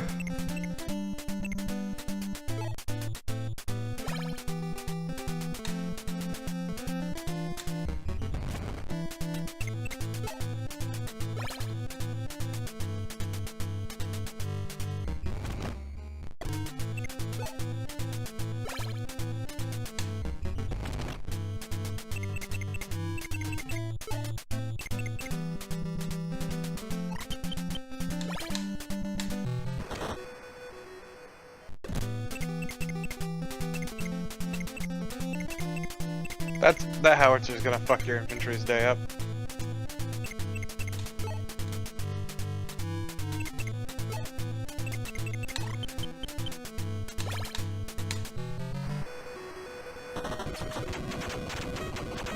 Oh god! Oh wow.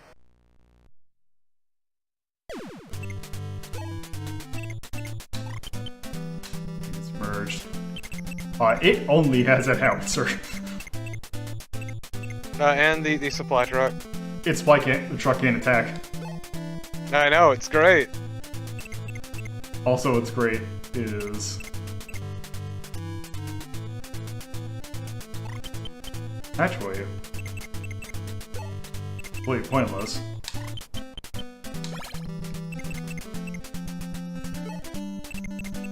I'm essentially doing the thing of T-posing in front of it at this point. Just, you can't do anything, but it can just sit there. You're Make it so asserting they your can't dominance.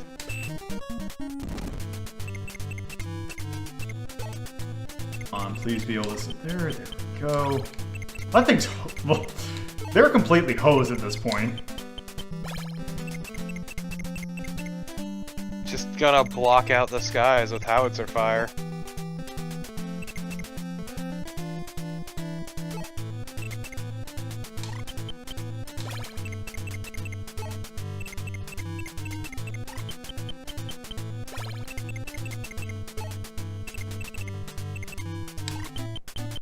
So once again, don't forget you can move infantry over mountains. Right.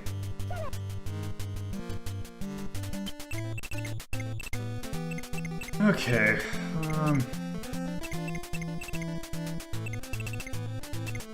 There is... How much you want to bet it's gonna howitzer the fucking infantry? I mean, that's fine, because it's gonna die the next turn, then. Not howitzer, the... oh, okay.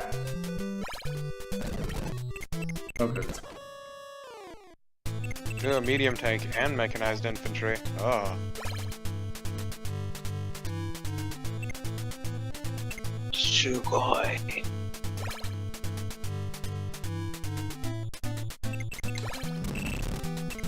Back it out and have the supply truck. First off.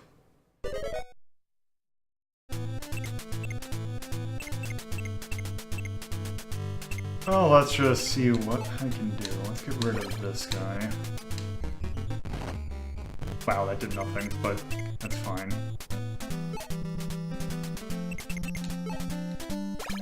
Well, you could use that artillery on the medium tank.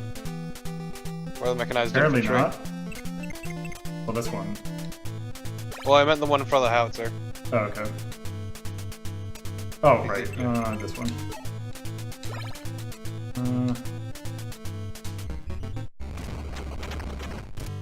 Oh, that's some pretty good damage. Alright, and then yeah, you can just... oh, let me... yeah, move all the boys back. Nah, it's not gonna be worth it.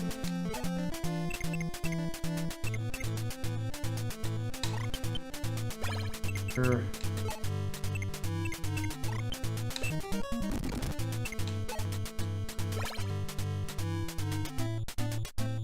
Let's see. First off, I think medium tank would probably be the most immediate threat. Also, supply trucks aren't threatening at all. yeah. So this is gonna do nothing, but also.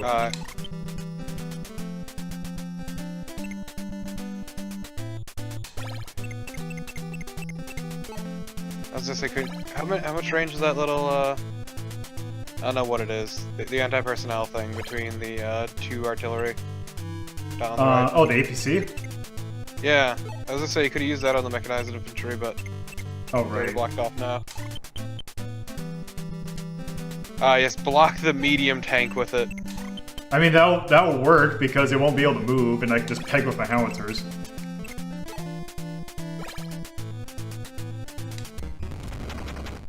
Because it does do this. I want to get... Well, you could still get medium tank with the other howitzer that's left. Well, that you just refilled. Oh, right. That I just refilled. Also, the best thing is if I'm positioned there, then he can't make units. Yep. Find that they're still alive. Kissing on his grave.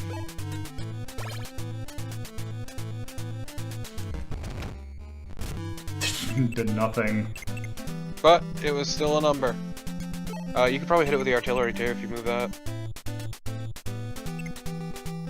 Just everything to murder this one howitzer.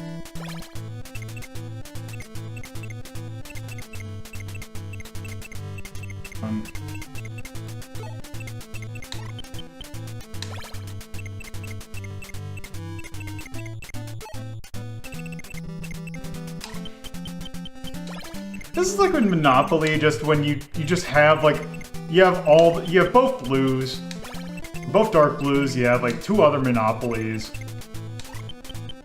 And your friend keeps rolling not on your shit. Not rolling on his shit. There's nothing that can kill him outright. There's just nothing they can do. Don't forget to move the APC. On the left. Alright. I meant the one on the left. Oh, right, that one. You in the corner. Yeah, it's you in the corner. But You in the also this spotlight. one. God, should I... Actually, can I hit it? Nope. Oh, I can do this. Oh. That works, but that's not what I was gonna do. Yeah, but I mean, whatever. It's still good. Move you down here. Okay. No, you also have another APC you can... I mean, it's gonna be... fine. How was that? There.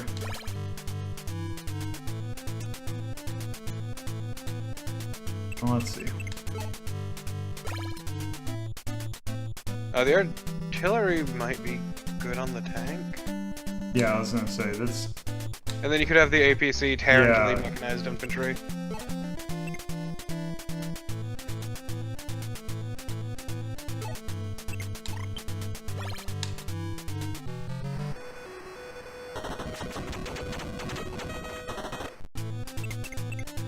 Not exactly the trade I was hoping for, but... Yeah, but you could probably move that artillery up and shoot him. Or...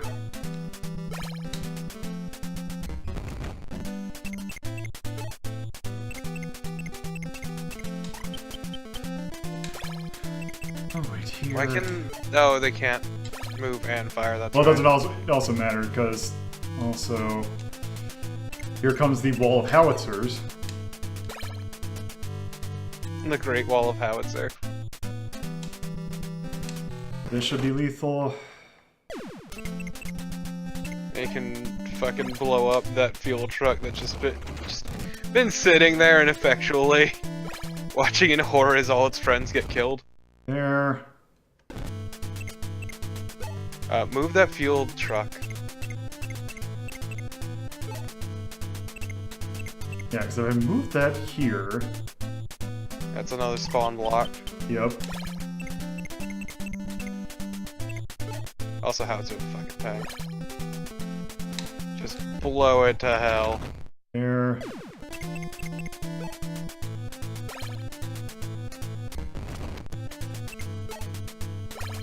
Being a...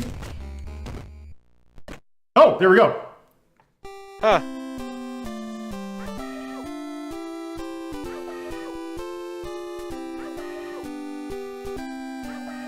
All it took was little over That's an hour and a wins. half. What are these faces? I don't know. Holy shit! Also, keep in mind, we both I did not spend that much more than they did. To be fair, you also stopped spending after a point. That is true. That top face is something. Yeah, that is a thing. Okay. So there, Bean is red. We've completed it in 28 turns. By the way, let's just quick take a look to see how large some of these maps get. God. Lost. .jpg. Gosh. Look at that guy! Cube looks like a... I don't know, it looks like the map to Pokemon. God. Yeah, I think that at that point, I think we're good to rank this. Yeah. 'Cause I don't... Well, let me check to see how long did this Play all this the thing go? maps. Let's play gone- Lost. We have... This went... Okay, so this apparently, according to this, went for 2 hours. I was gonna say an hour and a half. 2 hours would probably be with your pre-stream bit. No, because the... Oh, right, because I had that live a little bit earlier, I think. Yeah. No, going off the... You started at 8:30, Yeah. right? I think so. It was an hour 40. Okay. But still, Never again! Yeah, I think we're good on taking a look at that. So, yeah, let's pause that real quick, because here's the thing that I was also thinking about, is I was planning on putting this in the planning, but the thing is that technically you're always... Because the thing is, if you think about like fighting games, how basically it's the same game, you're just, if you're doing single player, it's just playing against a computer. It's kind of the same thing that this is. I was wondering if I was gonna say, would you consider, like, chess planning? Because chess would go into... As unintuitive that it seems, that technically I would put that in luck, solely because of... Let's see, what am I... Yeah, because these games are digital representations of traditional board and card games. So chess would go in here.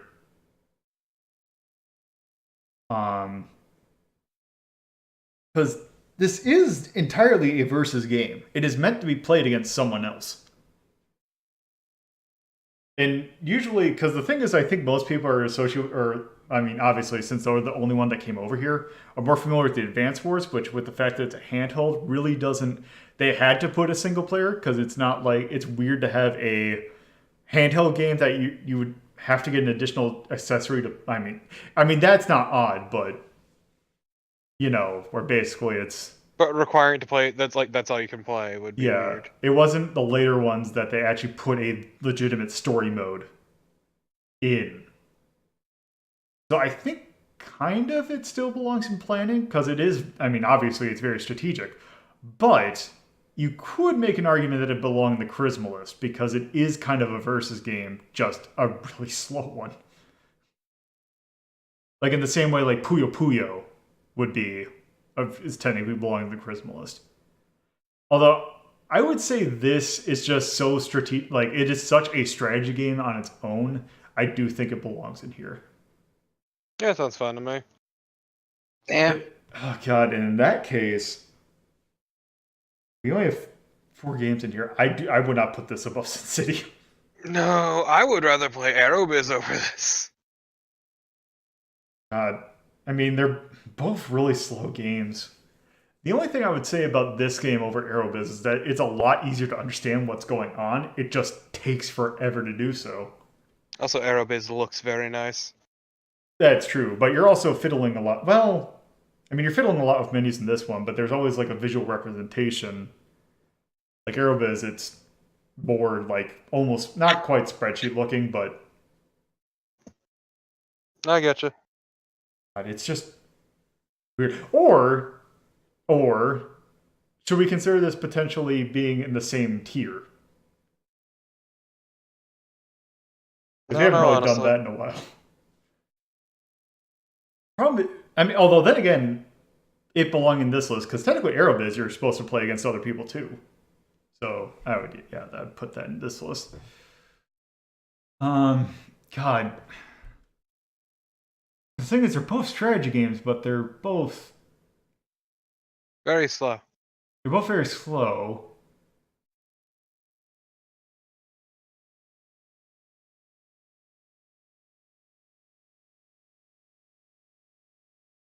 Because it's weird, because Famicom Wars, it's a lot easier to kind of get into, because it's like, it's meant to be simplified, and it's like, you're actually doing like war stuff and all that.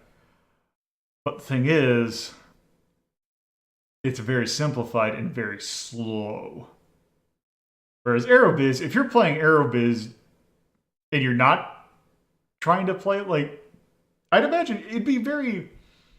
If you saw a game that's like, oh, this is meant to be an aircraft simulator, you really don't, or airline simulator, you really don't have an excuse of saying, why did I play this? This is so boring. You knew exactly what you're getting into.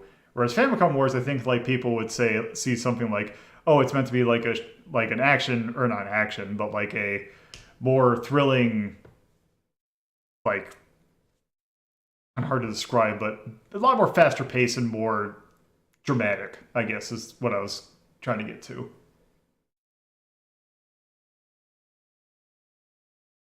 Yeah. If anything, I'd say I'm actually, the more I think about it, I think actually in between Aerobiz and theme parks probably a better spot for it. Yeah. No, it's fine by me. Oh, he did. Must have. Famicom. Also, there will be plenty of other later games in the franchise that do speed it up a little bit, but They also yeah. improve it mechanically in a lot of ways. Yeah, and add more units. How's the CO powers? Yeah. Money is power. Colin. There is something in Super Famicom Wars. That's where they start. I believe that is the first one that it's either Super Famicom Wars or one of the Game Boy Wars.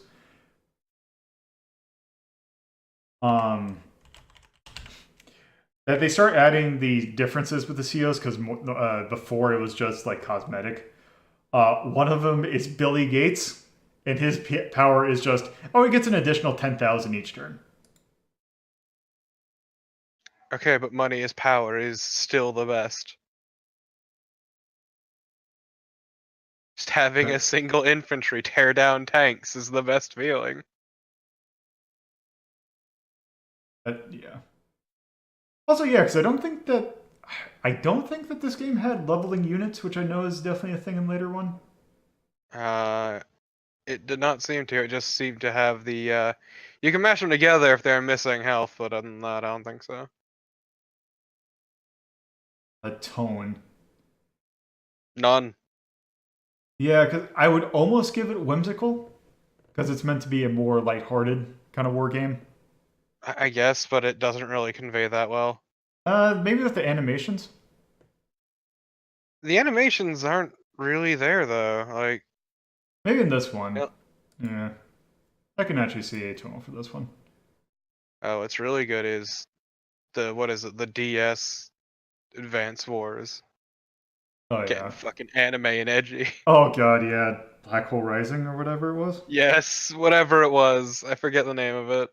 Yeah, the ones where they try to get grimdark and serious. That's Yeah, it hilarious. was great. Okay. Sound. I mean, I didn't even notice it, honestly. the themes are decent. Like, they're nothing, I would say, nothing to write home about, because, like, you got, like, this.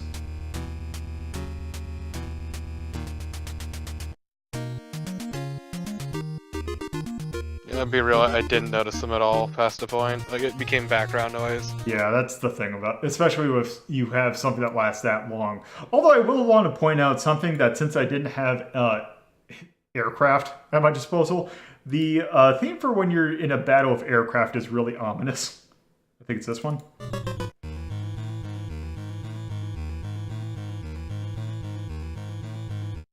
I don't know, I always thought that sounded I don't know, it's... distinctly ominous, but... Yeah, the game is so incredibly slow that it just kind of... The very short tracks kind of blur together past a point, and you don't even notice it anymore. Mm-hmm. Because it's just the one track for the map. Something like that. Well, there's technically two choices you can make for that. There's a distinct there's red and blue side for each. Okay. But they're both kind of Not, I mean, Sammy. they're not bad, but it's just No, they're not bad. Like at least it doesn't like take me out yeah, of it or anything. It's just I don't notice it. yeah, It's kind of just background. yeah. Because I'm thinking C for this. Yeah, it's inoffensive. And especially also if you think about the two composers that worked on this, being Hirokazu Tanaka and Kenji Yamamoto, both being known for a lot more catchier tunes than this. Yeah. Style. I mean, there's a. The thing is, there is a style, but it's so. The fact that it's the Famicom, like, it's on the Famicom, and you really can't do that much. Like, I think. Because it's just knowing later ones, they definitely get a lot more stylish. Oh, they Especially get the so COs. much more, but this doesn't really have anything. Yeah.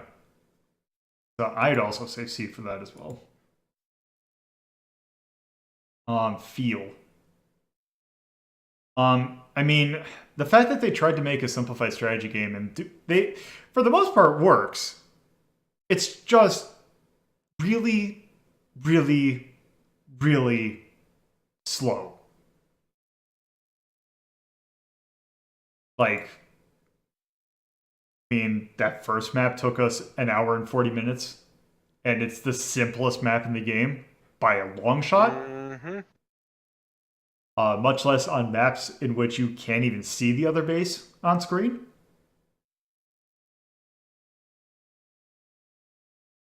Let me take a look at the metrics.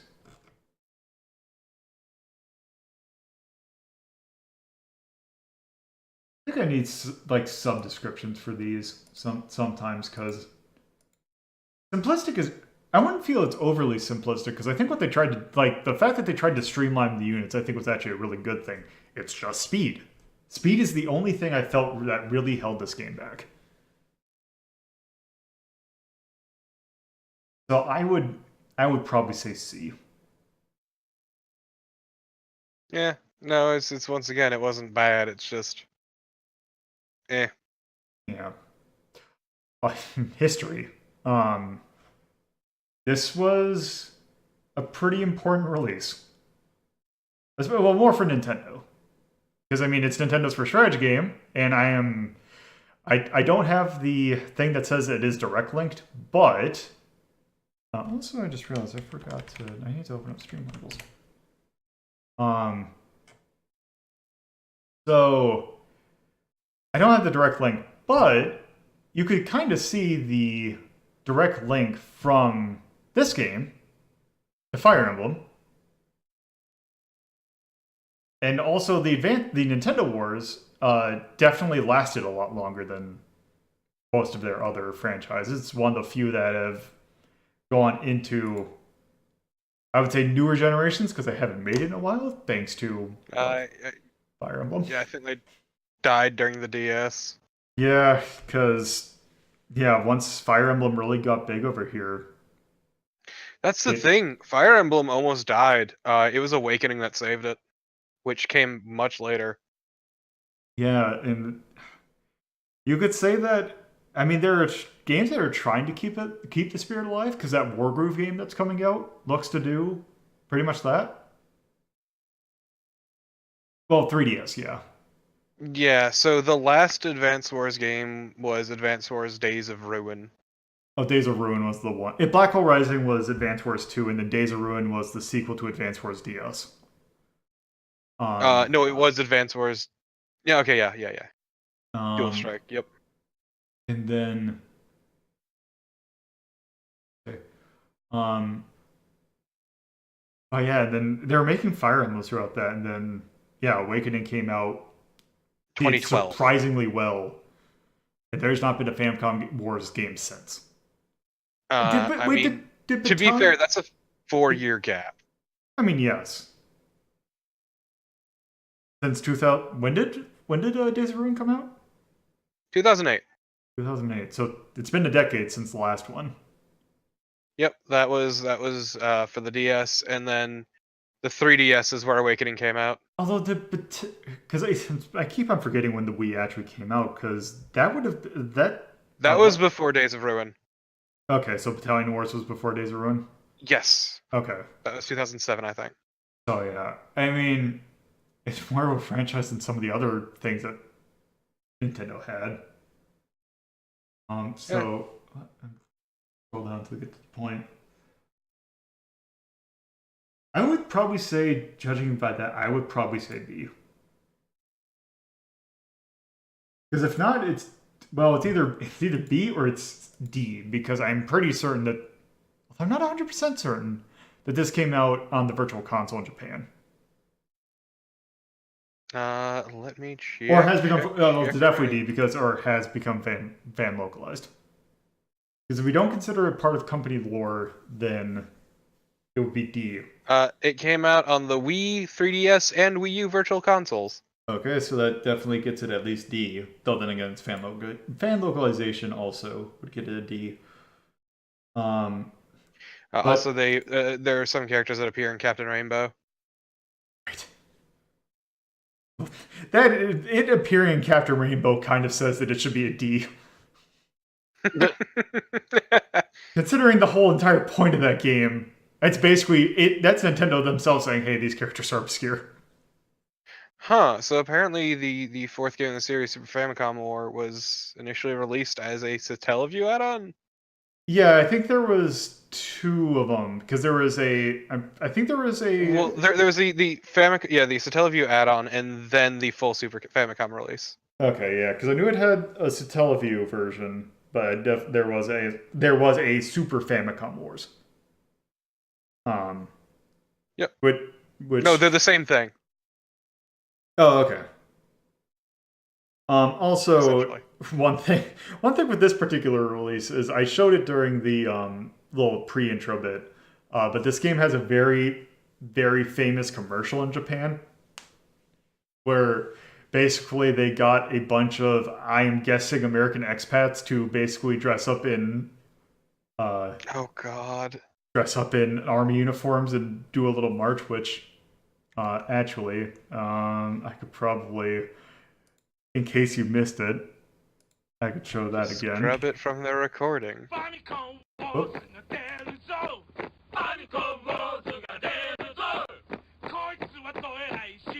Yeah, do you want it's choppy?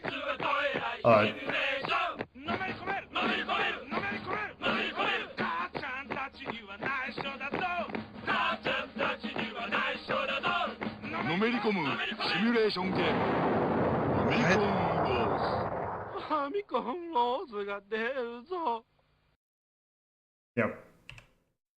So yeah, that was a commercial for that. The the commercial for Game Boy Warriors, also the commercial for Advance Wars DS used that same kind of motif. So also in the intro to Super Famicom Wars, you can hear it playing on a radio. So yeah, that's just little bit of trivia. So would we consider this B or D? What Would we call this important to Nintendo lore? Yeah, honestly, it started an important franchise. Actually, how long has Intelligent Systems been around? I believe it would have been around 86. 88 because 86. So I'm pretty sure they are the company that did the Famicom Disk System adventure games. Actually, now that I think about it, I think that's Pax Softica. They did Metroid for the FDS, dude. Oh, I think their first thing is they worked on the port to the cartridge for the NES. That's what I mean. Okay, yeah. They did Tennis for the NES and the FDS was the first thing. Then Wild Gunman and Devil World for NES as well. Okay. But yeah, no, it's at the very least, it's a huge piece of historical value for Intelligent Systems. Yeah. Oh, that definitely puts the link to Fire Emblem. Yeah. Yeah. So B. Age. Oh, let me take a look at my Yep. list. Because Intelligent Systems was both the Advanced Wars games as well as Fire Emblem. Which is also why Advanced Wars kind of just died once Fire Emblem really hit it. Hmm. There's nothing I can really dock it for that, and then again, it's just because we really don't have a whole lot of strategy stuff. But there's nothing really I can dock it for age. But I definitely would say it's aged. Yeah, no, I mean, I feel like there should be some leniency. It doesn't have to be strictly adhering to score. So, I again, it's the speed, which I don't know if technically I could chalk up to Well, age. the speed in the map design is a problem. Because, yeah, and that just...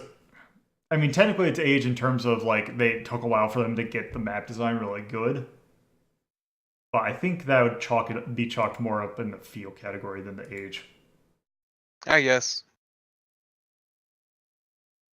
But yeah, don't forget that the first Fire Emblem came out 2 years after this. 1990. Yep.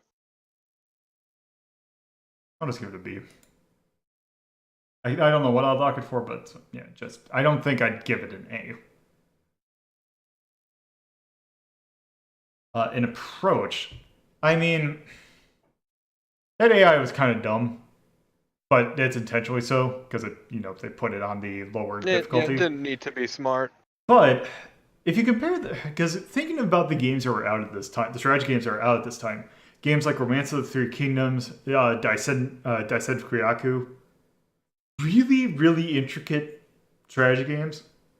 Also, the fact that it's meant to be streamlined, I would actually think I'd give this a B. Because it is incredibly approachable. Yeah. It's just slow and rough. Yeah. Like later installments would very greatly smooth things out. Yep, so I think that's a really good spot for Famicom Wars. Because the franchise will definitely grow. So yeah, and then God, how long are we at? Man, I never realized how much Intelligent Systems did. Like, it's one of those first-party devs for Nintendo that I just never thought anything Wasn't about. Intelligent Systems didn't they work on Battle They Clash? did Battle Clash. Yep. Yep, they did both of them. They also did the Paper Marios. Oh right. God, there's another one I saw in here that stuck out to me. Mario Paint. I don't think they did that. I'm looking through here quick, but let's see. They did the WarioWare games for the yeah, did WarioWare games. All of them. I mean, those were good games. Yeah. Did I say they weren't? No, but I just wanted to state again the fact that those are good games. And just eventually became dedicated to Fire Emblem and a single WarioWare game. Yeah. Oh, no, that wasn't it. Okay.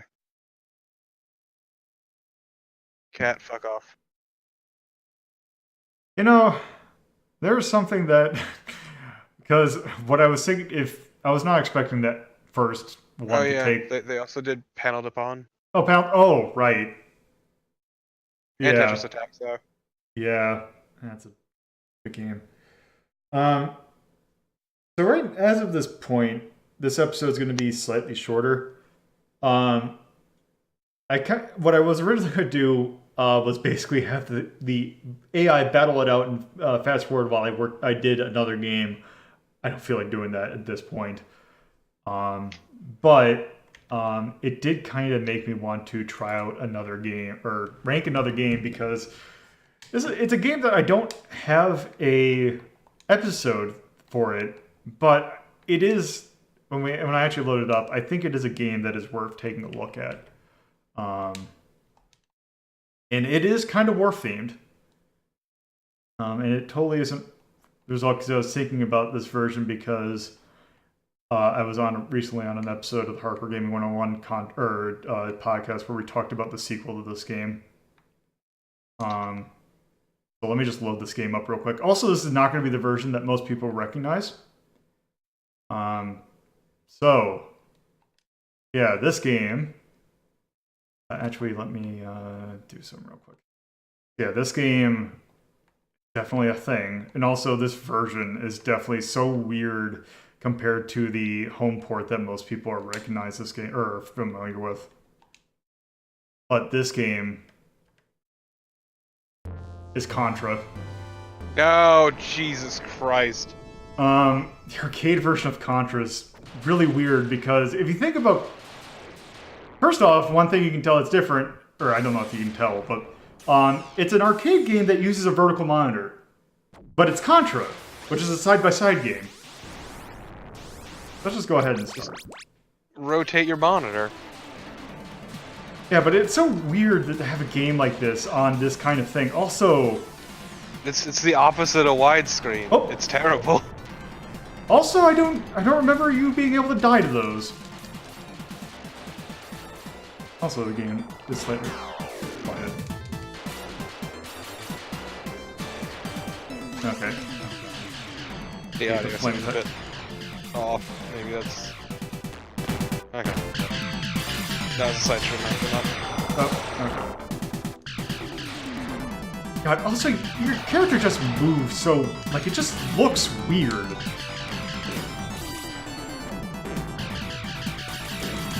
Also, with the way that your character holds the gun whenever it shoots, it looks... Especially if I get the standard gun again, it looks... Let's just call it slightly questionable.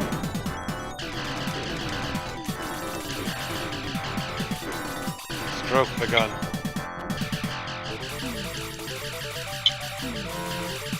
Looks very nice, at least. Yeah.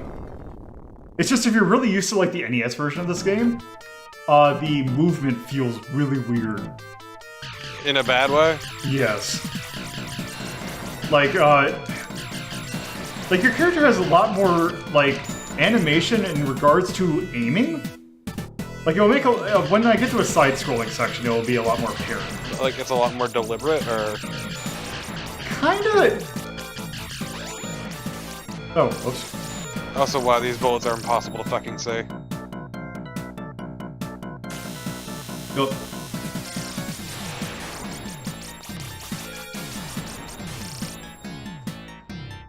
These base sections were always not great.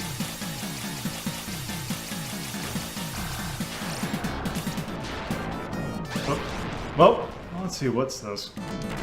Oh, actually the machine gun, which is actually surprisingly also... This section kind of sucks just because it's really cramped. Like, take a... like... it's weird, it's not doing it for this, but there's like a thing where if you... Like, see how I'm kind of shooting at not... Like, if I'm hitting...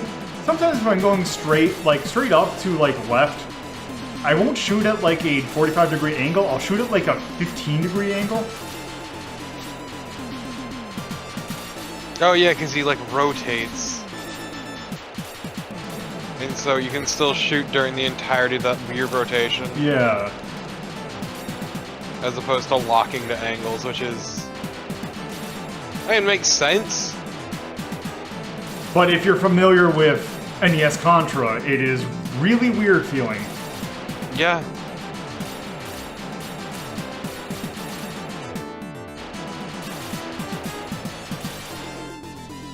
Also, the gunfire sounds terrible. Yeah. No, the music's all wrong! Yeah, also, probably for an arcade release, which you'd imagine would be a lot more, like, oh, also the barrier is really good in this version. Because rather, in the NES version, the barrier would act as... Damn it. The barrier would basically be a limited time invincibility. In this version, it actually acts more like a Gradius shield. Because it will take hits. It will take... Oh, God. Of course, that... Also, this game really should not have been on this monitor. Yeah, it's a bad resolution. Please just stop jacking your gun. Yeah, that's the thing. Especially with this one, What is going on in the center of the screen? don't worry about it. Wait, not graphical glitch. It seems like an emulation error. It most definitely is. Also, there's a weird thing when you hit something, sometimes the bullet will bounce real... God, I hate that animation!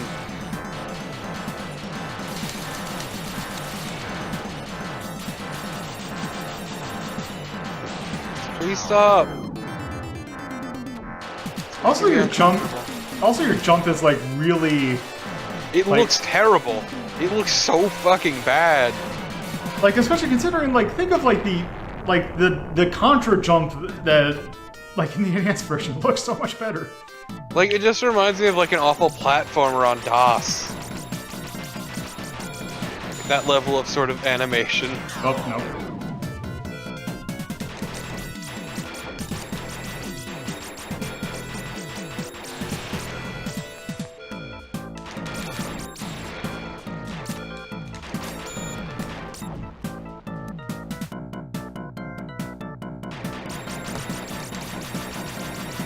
God, it's weird thinking of a Contra game that this soundtrack is just like I really like the chip that like it's a really good chip when you like it's the same one that a lot of other Konami arcade games use. It's just for this it just feels slightly anemic. Yeah. I feel like a lot of it too is just being used to the other version. Oh, good.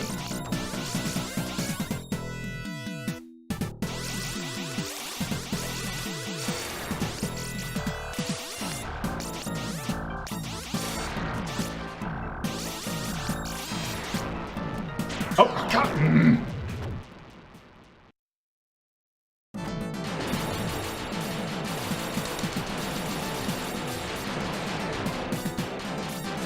God, also, this boss fight in particular is really...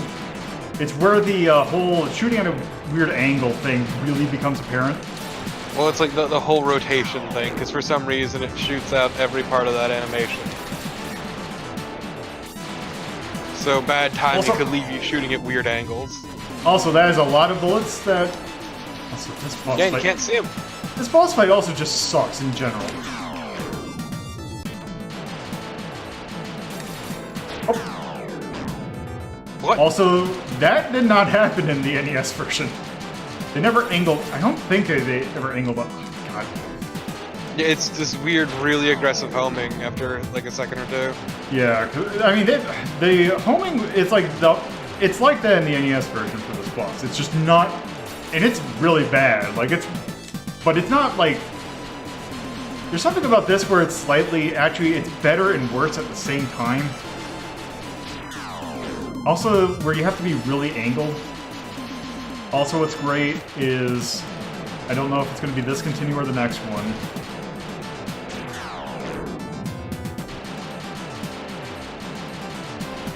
Also, as you would probably expect, there is no Konami code.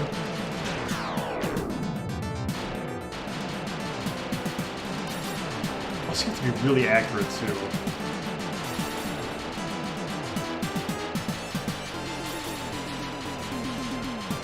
I'm getting slightly concerned with the... Okay, hopefully I can at least beat this boss.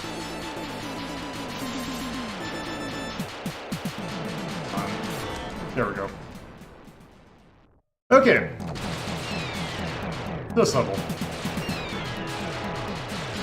So also one other big difference is the fact that this thing was its own boss in the NES version.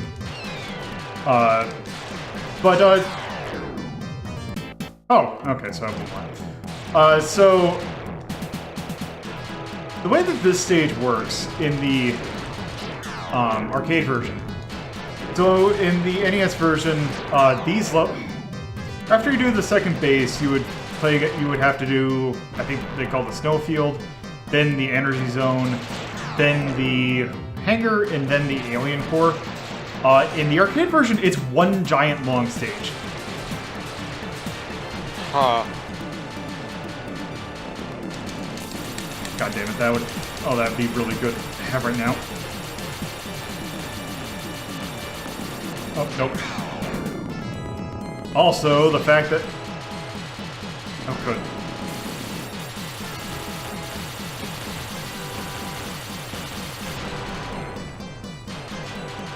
You did it! Dude. I do appreciate that they just fucking explode. Also, this guy's still an asshole, but he's not nearly as much of an asshole as he was in the NES version. God, your jump looks like it feels like crap.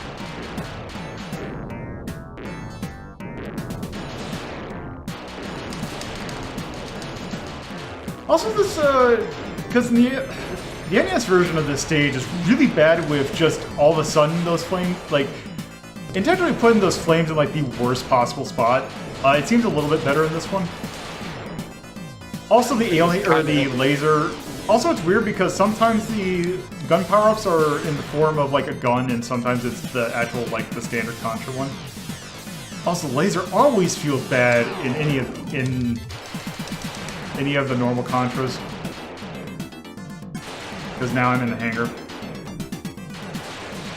Man, it's kind of neat that they do it like this. Yeah. I mean, I like that. That's not a bad thing. God.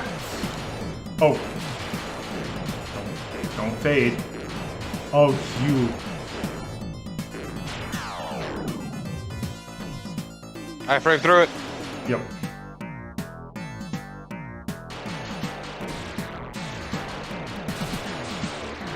Also, section's a lot shorter.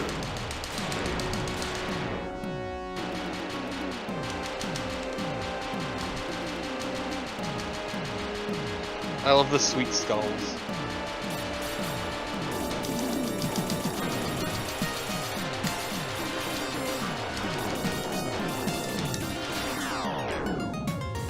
Damn it.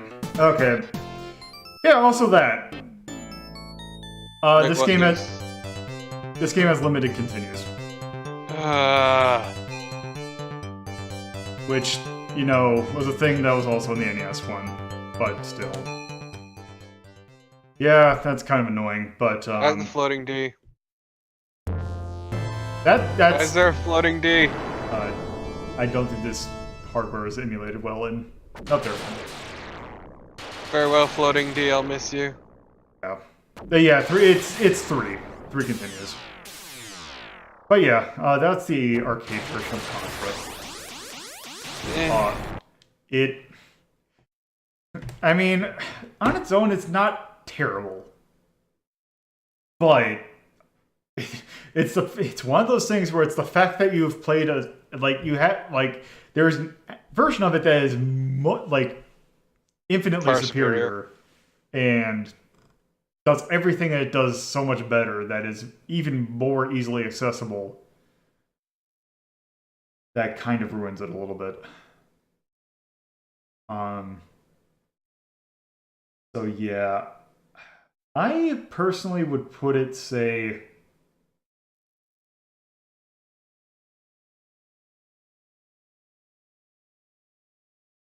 I would probably put it in between Felix the Cat and Adventure Island. Yeah, it sounds fun to me.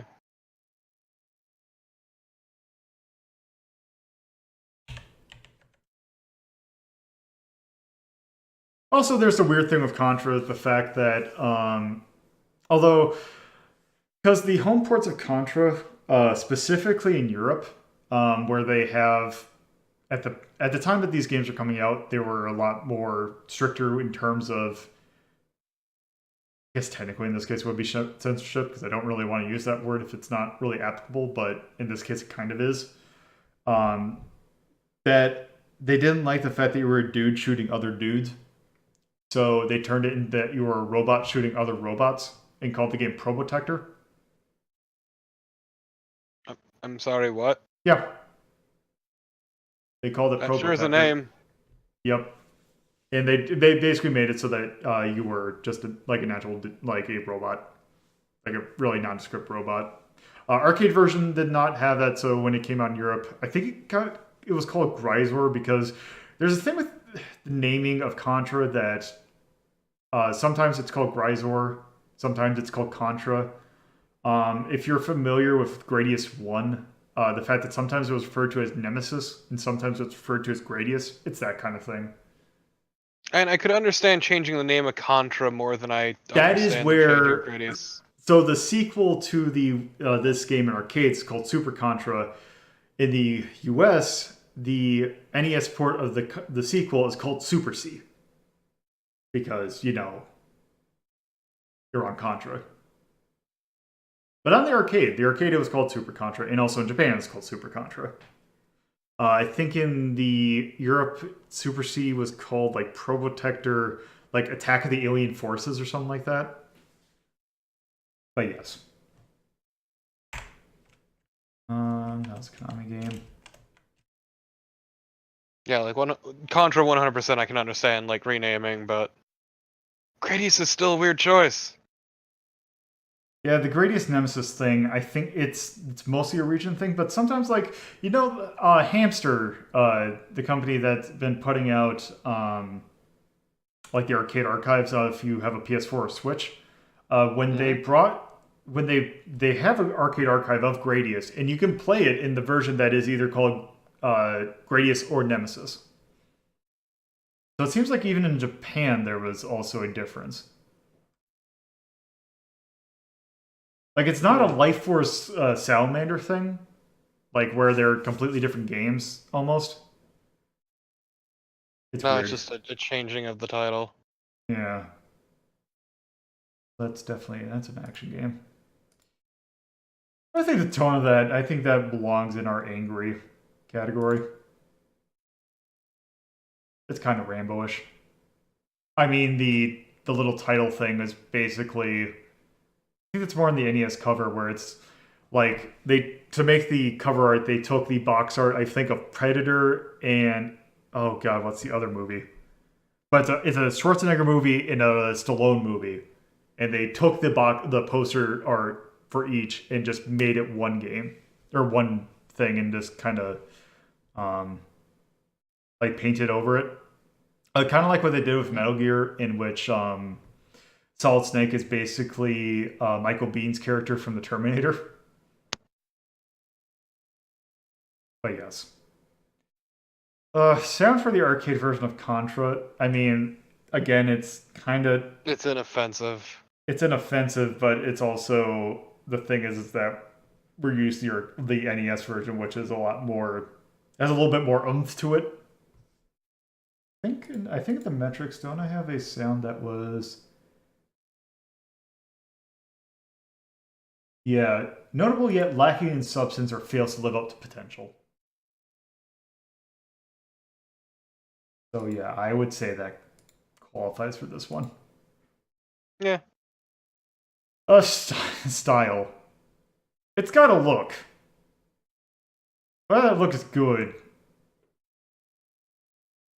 Because I don't think it looks that great either. Like, overall, like, there's some detail to it, but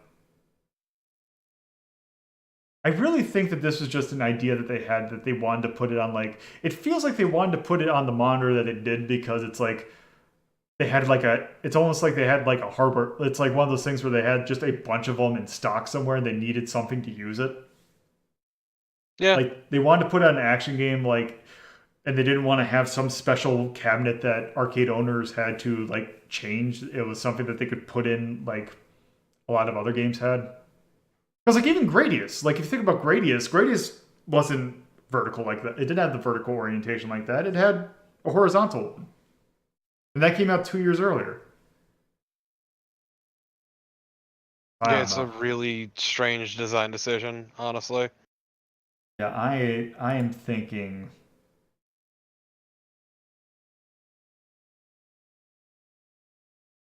This game looks as good as it needs to and features enough original style. This game's style shows untapped potential and wears its influence too much on its sleeve. I think I need to re-rate that one. This game style is notably lacking. I don't think it's quite E territory. I kind of want to say D. Yeah. Yeah.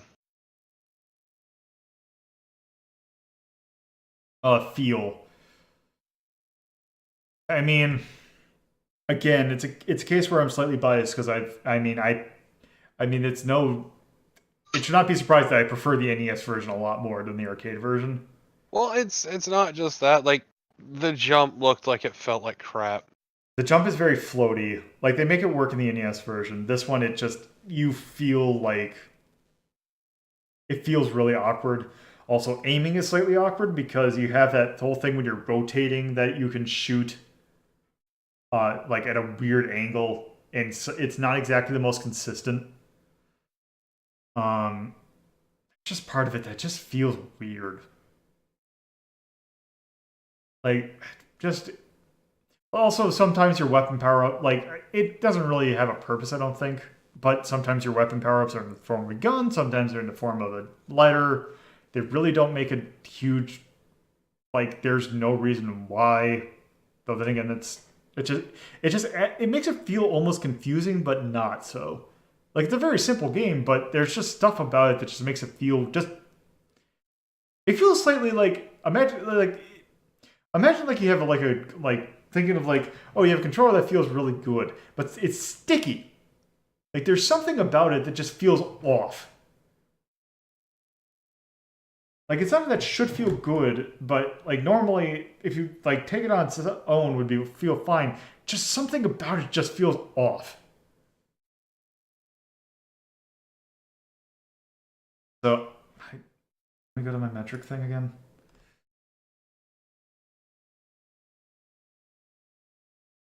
Not overly simplistic. God, I would almost go E territory in this one.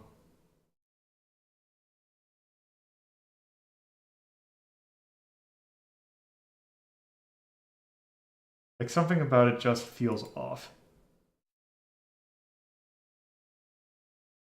Yeah, I might go E in that case.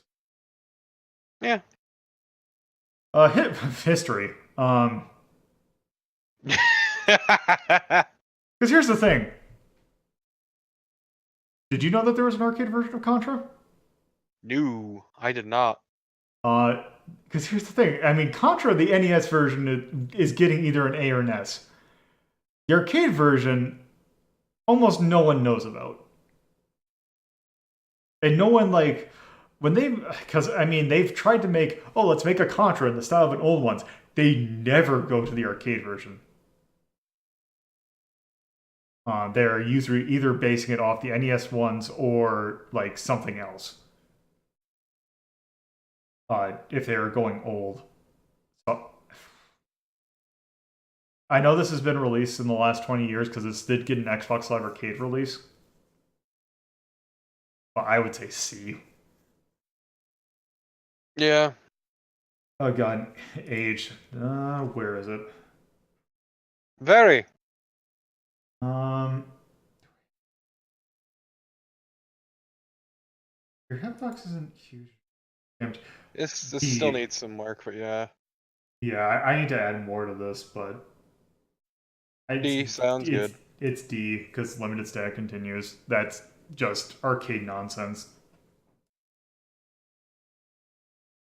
Also, I'm starting to realize that, you know how we were saying, like, oh, 93 and 94 Konami is like at their peak. I'm starting to think that 1987 Konami is their worst because if I remember correctly, let me put this in real quick. Also, I would say it's D for it's difficult. Well, certainly. Yeah, it's a big old dick, especially once again, limited continues. Yeah. But I want to check something real quick. Wasn't Haunted Castle also 87? Oh, it was 88. So maybe 87, 88 is Konami's weak period. Late 80s. Yep. Oh, God, it's doing that. I'll fix that later. Anyway, I think that's definitely a point where I think we haven't seen enough today. So, now that I remember to do this, so that's going to do it for this episode. Thank you all for watching. If you like what you saw. You have links right there. If you're watching on YouTube, you can watch these streams live at twitch.tv/allthepuzzle. If you're watching on Twitch, you can watch these in a very nicely edited format at my YouTube at youtube.ldp.life. If you want to keep up to date with what I'm kind of working on, you can follow me at Twitter at @LoadedPuzzle. And if you want to take place or kind of take a look at some I occasionally run polls and also do some other stuff on my Discord, which you can join at discord.ldp.life. So with that, that's going to do it for this episode. So thank you for watching.